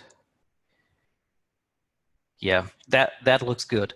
And the great thing is that we're now faking elaborate cloud shape formations, and yet they are really fast to render because the cloud material has no transparency. It is 100% opaque everywhere, and the holes are only created because we're punching holes into our window with using the height modulation.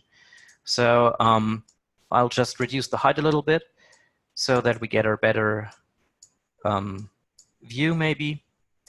And look at that, we have a nice cloud field from above, and it renders really fast. You can see that in the preview. It's not slow to render. But of course, we could make it look a lot better if we were to also use that noise for the density. So in this case, I'm using the density modulation. I'll come to that in a moment. And let's take the same noise and control the density with it. And now you can see that we also have more sharpness and softness variations because before we just connected this everywhere, we had everywhere the same amount of sharpness, and now we have nice variations in here. And we could add some more opacity in here to make this a little more menacing. And now the cover slider also works. So now we have two independent cover sliders, one for punching holes into our cloud layer by displacing it, and the second one is a cover slider just for the clouds that remain. So now we have a lot of fine-tuning for controlling our clouds. And yeah, so this is one of my very favorite way of creating clouds by using the height modulation. And voila, that's our sea of clouds. Really simple to do. We just displaced our window, and for better scattering, we then use the noise to introduce some softness and scattering variation inside the cloud. So I'll go through the questions. Don, I believe animation is available in Creator as well, but you would have to check with Ian for that to be sure. I'm not entirely certain, but I believe so.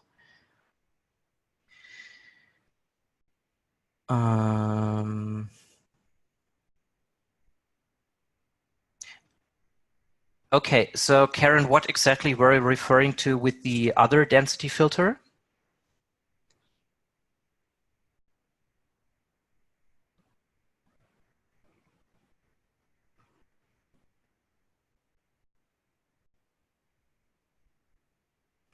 You mean the density production in here? Okay, so basically, it doesn't matter what you use, density production or density modulation. In earlier versions, which means any older version than VUE 9, there was only one density function, and that was the density production. So the density production was carried over from other volumetric materials in VUE, so a standard volumetric material, so to speak. And in earlier versions, the density production was unable to work with real-world values. So working with the units that I showed you earlier, miles and meters and kilometers, was impossible because the scales that you entered inside the density production had no meaning at all. So it was pure guesswork. And then in version 9, the density modulation was introduced.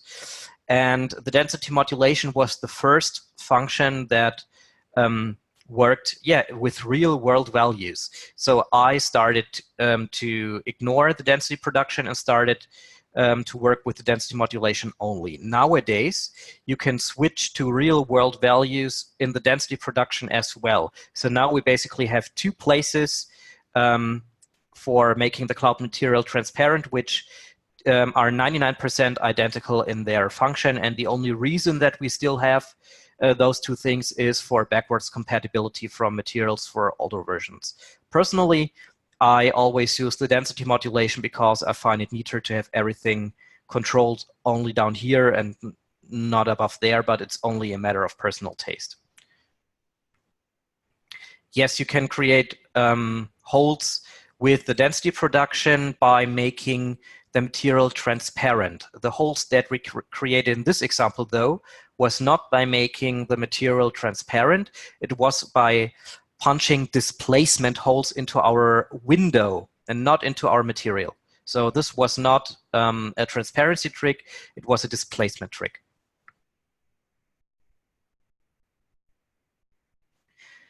Okay, so how would I make that cloud whiter?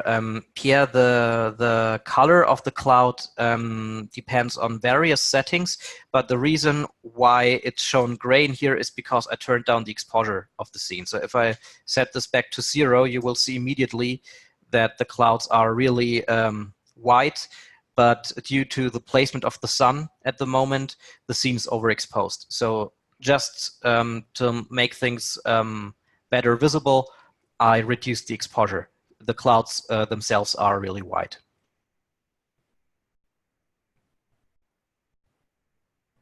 Yeah, main camera, sure.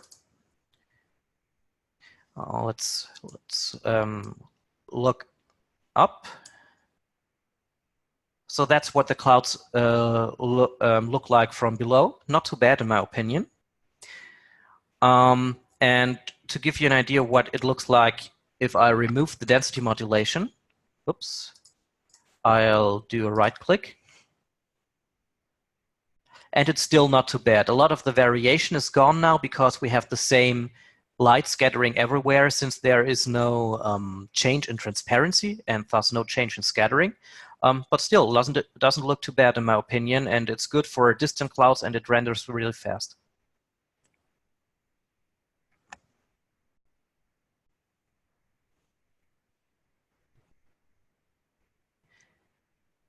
Okay, so if there are no further questions, then let me go to the final topic. for the theory at least. Yes, the repetition pattern is because I just removed the density modulation. So if I were to drive the density again with the fractal, then it would look less repetitive. And of course, I could also use a totally different type of fractal. So let me simply copy and paste the fractal that I used here and replace it with, I don't know, a Perle noise, and drive the density with that one. And now you see that we have a combination of two different noises. We used that shape to displace our cloud layer, and we used another shape to make it transparent. And we could also blend both shapes together by using a blender node, which can be found in the combiner category and Blender. So let's blend both together and see what that looks like. Yeah, and things start to get less and less uniform. So it totally depends on the kind of functions that you want to develop. So you have all kinds of possibilities. Okay, so the clouds fading into the haze on the horizon is something that we're going to cover tomorrow when we're talking about atmosphere interaction.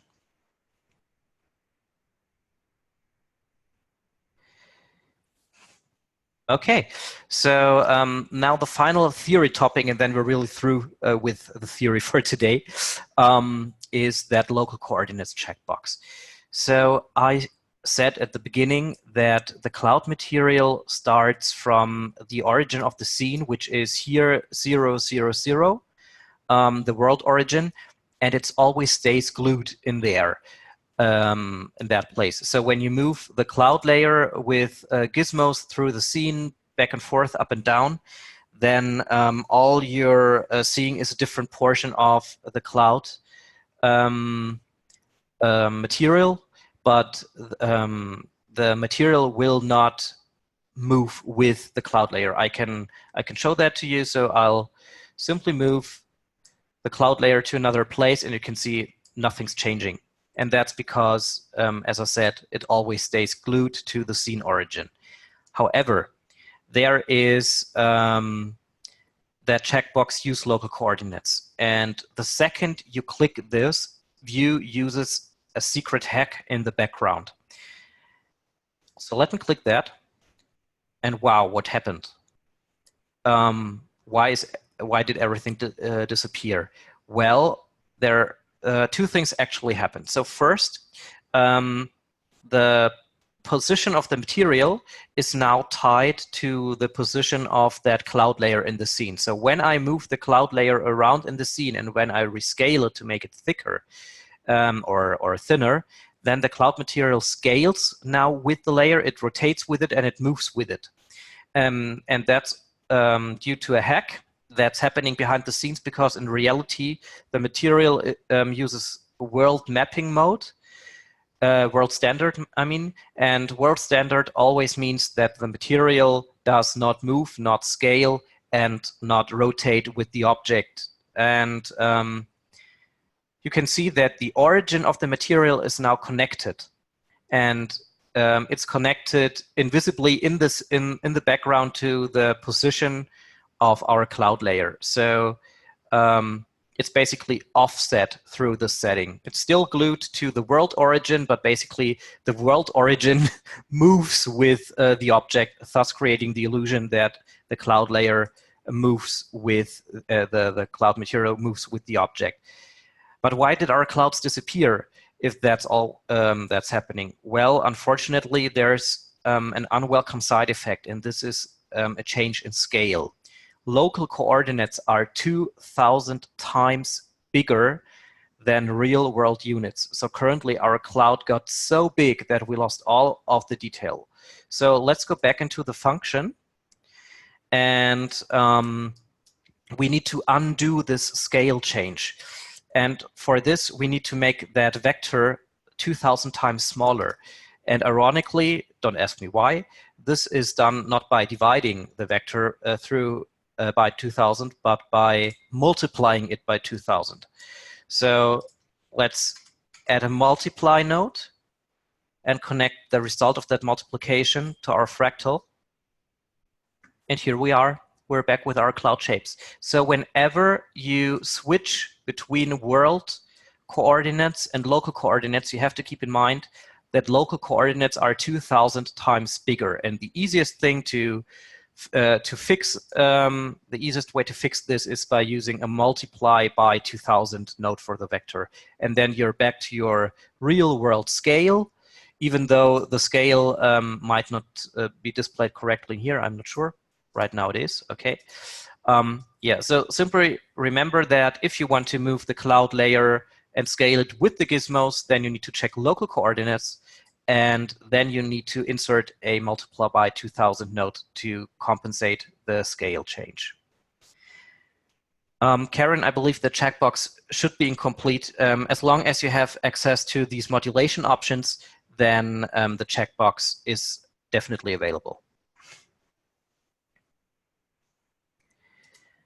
Okay, and another thing to mention is that the scale of the material only influences functions that use local coordinates. So when we uncheck this, then the material is again unlinked from our cloud layer. And again, now we need to undo our multiply by 2,000 change again. So let's delete that, and we're back to our scaling. And when you use world coordinates, which means the checkbox is unchecked, then the scale of the material doesn't matter at all. And scaling the cloud layer with the gizmo won't change the scale of the shapes. If you use local coordinates, then the scale of the material will also influence the scale of the function. So if you want to double the size of your clouds, then use local coordinates, and then you can use the material scale to make it twice as big or only 1/3 as big, for example. Yes, it's cumbersome, Karen. I don't know. I told it to Ian a while ago. I'm unsure whether they're going to fix it or not. Sorry.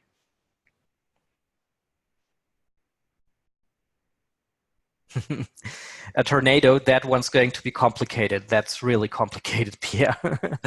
But it's possible. Maybe I'll have something for you tomorrow regarding a tornado. Can't promise it, but I'll keep it in mind. No with clouds, not with particles. Okay, so now I have another scene to show you. And this one's similar to that ground fog, Karen, that you were asking for earlier for placing things like fog on a lake or something like that. But it's a little more complex than that. So here I have a simple terrain. I just used a couple of default materials so that we have a good contrast between the white clouds and our terrain. So what we're going to do in this scene is we are creating a cloud layer that follows the contours of our terrain so that it looks like as if the clouds are flowing over the terrain. So for this one, let's add our empty cloud layer into the scene. And let's have a look at the scale of our terrain. So our terrain has a height of 961 meters. So let's make the cloud the same height so that they're as thick as the terrain. And then let's set them on the ground so that the clouds cover the terrain actually. So let's set them to 0 for the altitude. Click OK for the moment, and now our camera is inside of our cloud layer, so all we're seeing are our gray, fully opaque clouds. So there is actually a way to limit our infinite cloud layer with its infinite width and height to a specific zone. If you select the cloud layer in the world browser, you have that control over here, limit cloud to zone.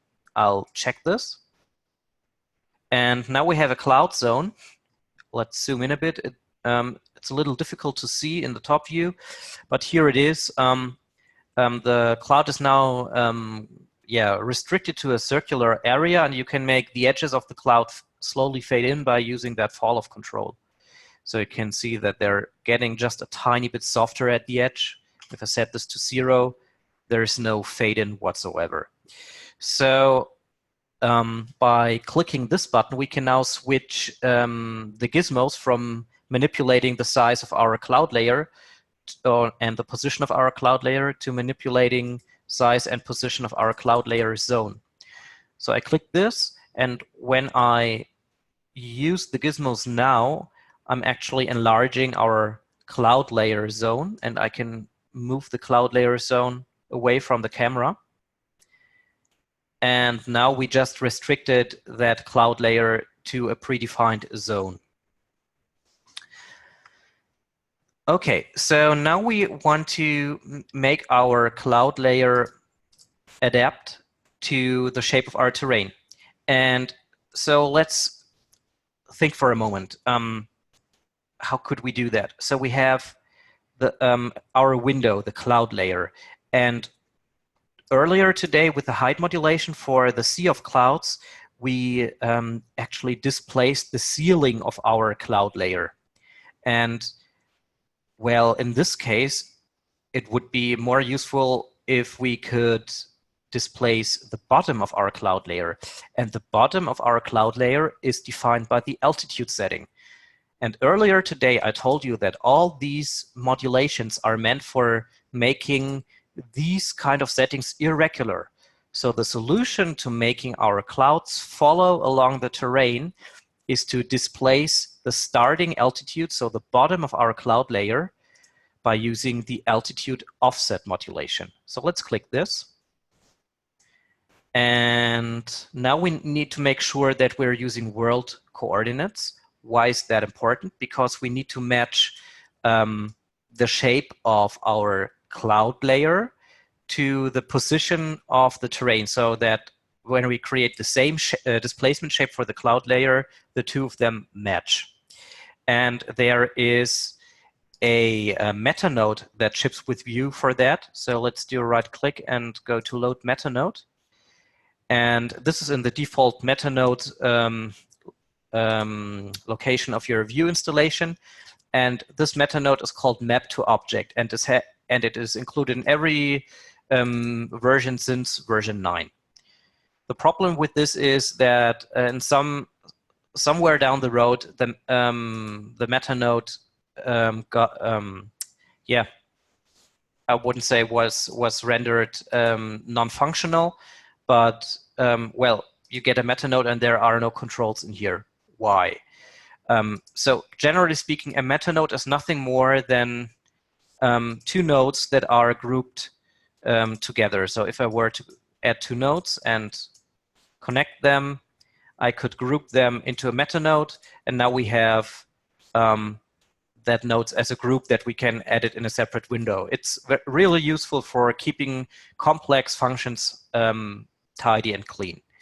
So let's look at that map to object meta node, and let's fix it so that we have controls for editing our displacement. So you don't need to understand what's happening in that meta node. As it ships with VUE, I'll only show you how to fix that meta node so that you can resave it to your library and reuse it with ease.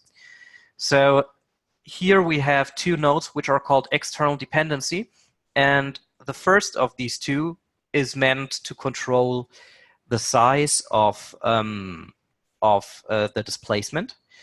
So let's select that node, and by doing a left click on the name of any setting in a node, you can choose to publish the parameter. And publishing a parameter means that you can give access to this parameter outside of this node, and you can give it a custom name. So it's a way to build custom interfaces.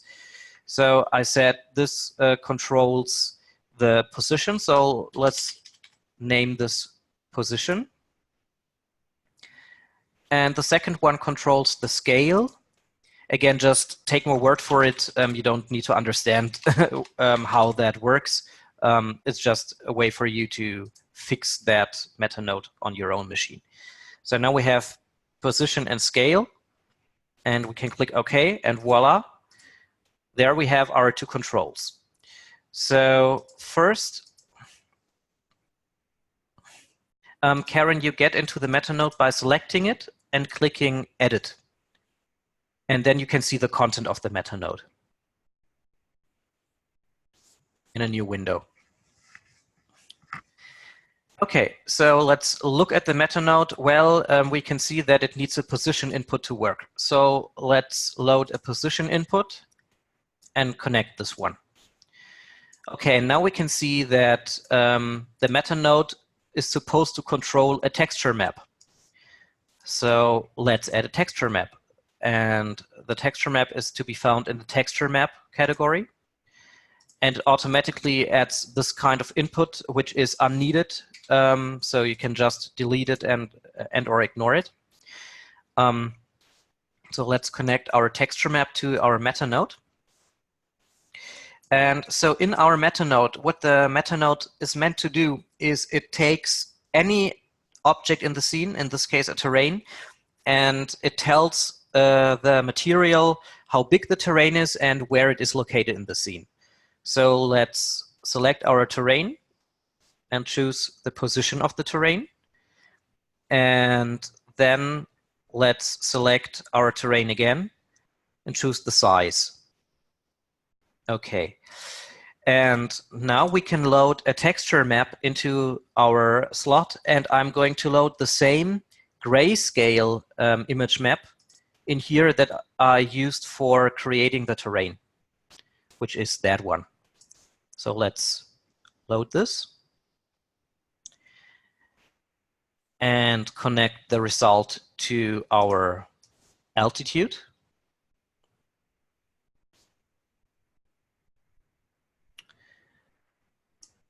And that's not really supposed to happen. What's going on here? Ah, true dimensions. Okay, I need to check true dimensions as well, I believe, or else it's not going to work in real scene units. We'll see. Or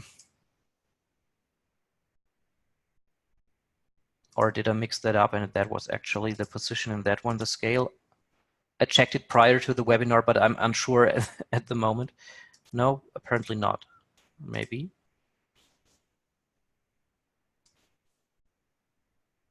Yes, okay. I actually mixed it up. I'm sorry. So let's go back into the meta node. So this one is actually not the position. That one's the size. And the second one is the position. Okay. Now it works as expected.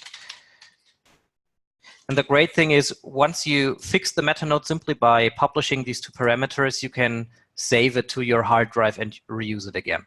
Okay, so again, what we did with that meta node was to tell the cloud material, well, please use our texture to displace the cloud, and I'll tell you where to displace it and how big the texture should be in the scene. And right now we're not seeing anything. And why? Because now the behavior of the altitude variation slider changes. It's no longer producing that noise at the top that we saw earlier. Instead, it's the displacement strength of our altitude. So by increasing the altitude variations, we're now displacing our cloud layer with that texture map so that the cloud layer actually matches the shape of our terrain, which means that it looks like as if the clouds are flowing over the terrain. You can see that here. I'll hide that for a second. That's the shape of our terrain. And by showing that again, we can now clearly see that our cloud is now really thin and follows the contours of the terrain, because this texture map displaced the bottom and the top at the same time in a parallel fashion of our cloud layer window. So these altitude variations actually do two things. First, they increase the displacement strength, and second, they reduce the height of the cloud layer. So if I reset this to 0, we're back to our cloud layer with 960 meters in thickness. And if I were to set this to 50%, then we just reduced the thickness, the height of our cloud layer by 50% to 481 meters. So if I set this to 100%, then we just reduced the height by 100% and the entire cloud layer disappears. So the maximum possible value that still makes sense is 99%, which produces a really, really 1 millimeter thin looking cloud layer, which follows the contours of the terrain. And yeah, that's the way to make clouds adapt to the contours of a terrain. So right now, all we did was displace the outer shape. So for example, we could add some detail amount in here so that we have some better looking cloud shapes, and reduce the cover a little, and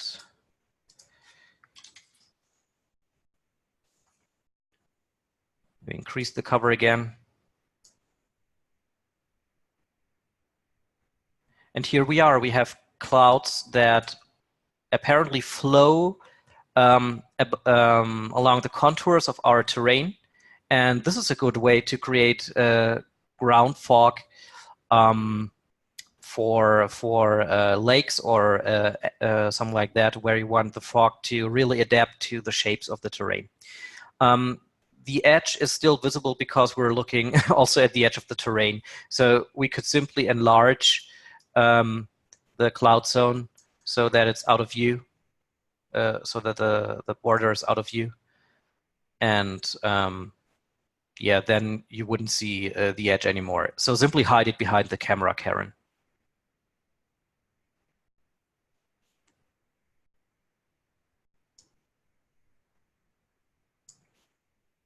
Okay, and yeah, Paul? Yeah, how are we doing? I think we've got a couple of topics left for this session, haven't we? Just one or two, I'm almost through. Yeah. So one thing that I also want to explain with this example is that altitude offset effect on C, which is probably one of the settings that nobody actually understands what it does. So for this, let's use our rectangular noise. So I'll edit the density production so that we get rectangular clouds. So first, I need to correct the scaling of the noise, because what I'm showing you now only works with local coordinates. So that setting will not have any effect when you work in world coordinates. So again, let's correct our scaling by using a multiply by 2000 node, so that we're back to our real world scale. And now we are going to add our rectangular noise, which is to be found in the math patterns rectangular section. And let's make that one bigger, and let's control, that's a little bit too big. Let's control the density. Yes. And now we have rectangular clouds that follow the contours of our terrain. So let me increase the thickness a little more so that we get a better view. Maybe a little thicker than that. Yes, okay. So now have a look at our clouds to the left. You can see that the material, the cloud material itself, is also deformed to match the displacement of our cloud layer. So what the altitude offset actually does is it displaces the bottom and the ceiling of our cloud layer, but it also morphs the shapes that are created by the density production, so that they are also distorted and appear as if they are flowing over the terrain. And if you want to undo the distortion of the density function so that only the displacement of our cloud layer remains, then you can use this altitude offset effect on C slider. I'll set this to the maximum. And have a look at that. The squares, the cubes right here, are no longer distorted. They were distorted when this was set to 0. So now they follow the curvature of the underlying terrain. And by setting this to 100%, we undid the entire deformation. So altitude offset effect on C only has an effect when you use altitude offset, obviously, and when you use local coordinates for your density production. And if you replace this constant slider with a function, then this simply means that you will undo the morphing or the distortion in some places, and in other places it will remain. Just as you do it with any other function, you make the effect of that slider irregular so that it works in some places and so that it doesn't. Personally, I haven't found a use for this, for replacing it with a function. I only use it with that constant slider because that's good enough for me. But I think that example with the squares is actually, yeah, quite easy to understand. Okay, I'll go through the questions. Yes, Pierre, for animating, I would use a time function. I can go into that tomorrow if you want me to. I'll simply note it down. So time animation, and I'll prepare an example for tomorrow, because we'd be out of time if I showed you that now. Steve, the top is offset at the same time automatically. So I'll zoom out a bit with the camera or move it back. So now you can clearly see that not only the bottom is offset, let me reset that, but the top as well. So we are displacing our cloud layer in a parallel fashion. And if you would like to have a different displacement at the top than at the bottom, then we could, of course, use height modulation as well and start displacing the top with another noise. So we'd have a different displacement at the top than at the bottom.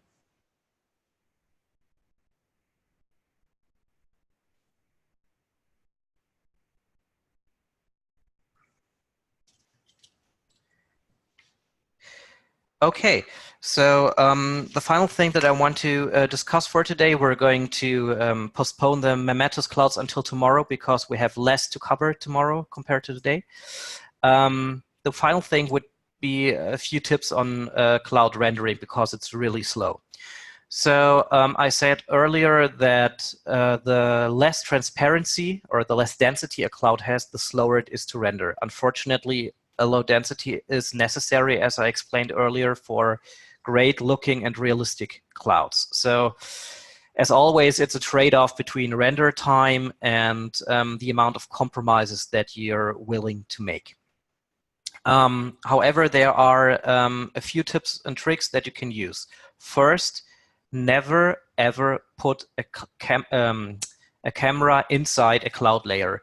This will take ages to render. Instead, use a cloud zone and place it so that it ends right in front of the camera, so that it looks as if the camera was in the clouds, but actually the camera is outside the clouds. The moment you put it inside the cloud, you can wait days or weeks for your render. Never ever do that. So use a cloud zone whenever you want to render a camera that is seemingly placed inside a cloud. Next, clouds are actually heavily affected by two settings. One being object anti-aliasing, and the other one being the advanced effects quality. So object AA is actually necessary for clouds, even though they're not a typical object in the traditional sense, but rather a volume. But it only needs to be activated for clouds. So it doesn't matter how high you go with object AA. The minimum settings of one ray are sufficient enough for anti-aliasing clouds. If you go higher, everything will simply get slower without any sort of visual change. So it's always a good idea to render clouds separately from the rest of the scene so that you can render it with a really low anti-aliasing, and then render the rest of the scene with your normal anti-aliasing settings, and then combine both passes together in post in Photoshop or Nuke or any other software you use. Of course, if the clouds cast shadows onto the ground, this would require you to also render out shadow passes with multipass, etc. Personally, I'm no expert with multipass rendering, but Christian Hacker would be a great person to go to. You could watch his last webinar that he did for Digital Art Live, where he covered multipass rendering extensively. Yeah, so simply use like just the lowest possible setting for anti-aliasing, and that's sufficient enough to anti-aliase the clouds. Next, the advanced effects quality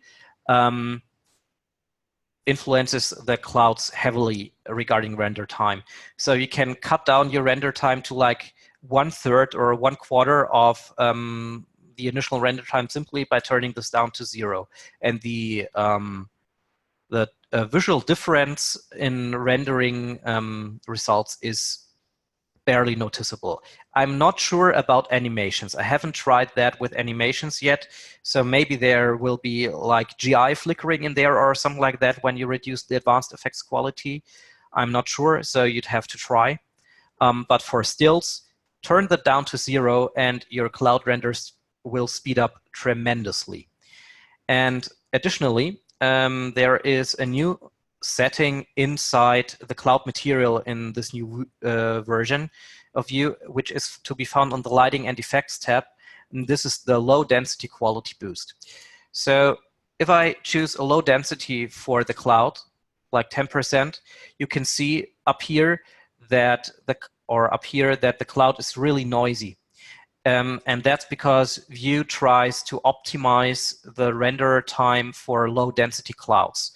And the amount of optimization is based on the amount of density you enter here. So the lower the density, the more coarse the cloud will be rendered by VUE, which will introduce noise into your scene. And if the quality of the cloud is not sufficient, such as here, you can use this low density quality boost slider to increase the quality of the cloud and get rid of the noise, which is not visible in the preview rendering here, but that boost of +2 would efficiently remove any noise in the final render. And vice versa, if you have the feeling that your cloud renders without any noise, you can try to go into a negative range and lower the quality until you start to see noise and artifacts. So that's a good way to fine-tune each individual cloud layer in your scene. And finally, you can boost the entire atmosphere settings with that global quality boost. This will boost the anti-aliasing of everything that is created with fog and haze, which can be very noisy in a scene, and God rays, which we'll cover tomorrow as well. And it will also boost the global quality of all the cloud layers in the scene at the same time. And this will cause very, very, very long render times. But it's the only way to get rid of noise efficiently in scenes with complex lighting and atmospheric situations. So it's really good that we now have an individual per cloud quality boost, because it's faster to boost only a single cloud that has noise instead of boosting everything at once with that quality boost when the other cloud layers wouldn't need it. So these are my tips for improving render times. Use a cloud zone. Use the minimum amount of object anti-aliasing. Texture AA has no effect on cloud rendering, and turn advanced effects down to 0 and use the low density quality boost for finding the sweet spot between noise and rendering quality. Raising the cloud layer SARC, you can simply enter another value in here, for example, something like 50 meters, or you could simply select the cloud layer in the scene and move it up with the gizmos.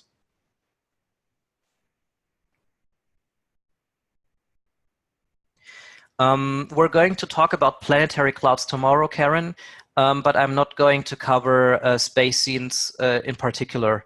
So nebulas and stuff like that won't be covered, I'm afraid. But there are a few good tips for creating nebulas with volumetric lights to be found in the VUE Galleries group on Facebook by Ralf Mäder. So I'll write it down. Maybe I'll have time tomorrow to look up the link for you, and you can find Ralph's tutorial there and follow that one along.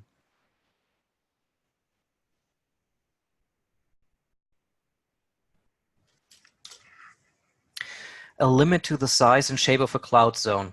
No, there is no limit to the size, but the shape is always confined to a circular area. However, there is a way to also build a cloud zone procedurally into the function. I wanted to cover this today, but I postponed it until tomorrow. So I'll show you an alternative to limiting clouds to a zone tomorrow.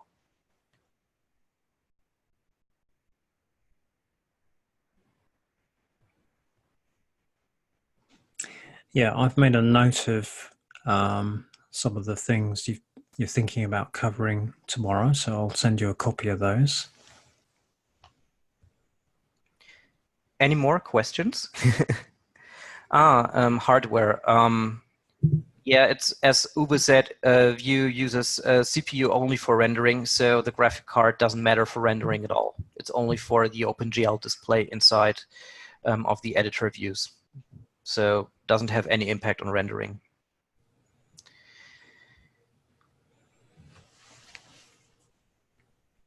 Thanks, Vladimir. That's really nice coming from you. Yeah, we've had some really good information today, but also some really good questions as well. Really, really good to get some quality questions. Definitely. Yeah. I know there was a lot of theory today. It will be less theory tomorrow and more practical examples. Yeah, I love those sugar cube clouds, seeing that. So tomorrow we're back at the same time. Yeah. 2000 GMT London. And if there's any amongst you that would like to work in a webinar like Daniel today in helping to progress other artists, then please get in touch with me. I'd like to hear from you. That's paul@digitalartlive.com. In the meantime, please thank Daniel. Give him your support. And hopefully we'll see you tomorrow. Thanks, guys. Danke, Michael, und danke, Nando. I'm glad you enjoyed it. Yeah, it's been great in the chat today. Lots of good comments and questions. Paul, could you send me the chat transcript until tomorrow so that I can look through the suggestions and questions again? Cross-check, yeah. So we'll certainly do that. Fantastic. All right. Shut down the room. Thank you, everyone. See you tomorrow. Have a nice evening.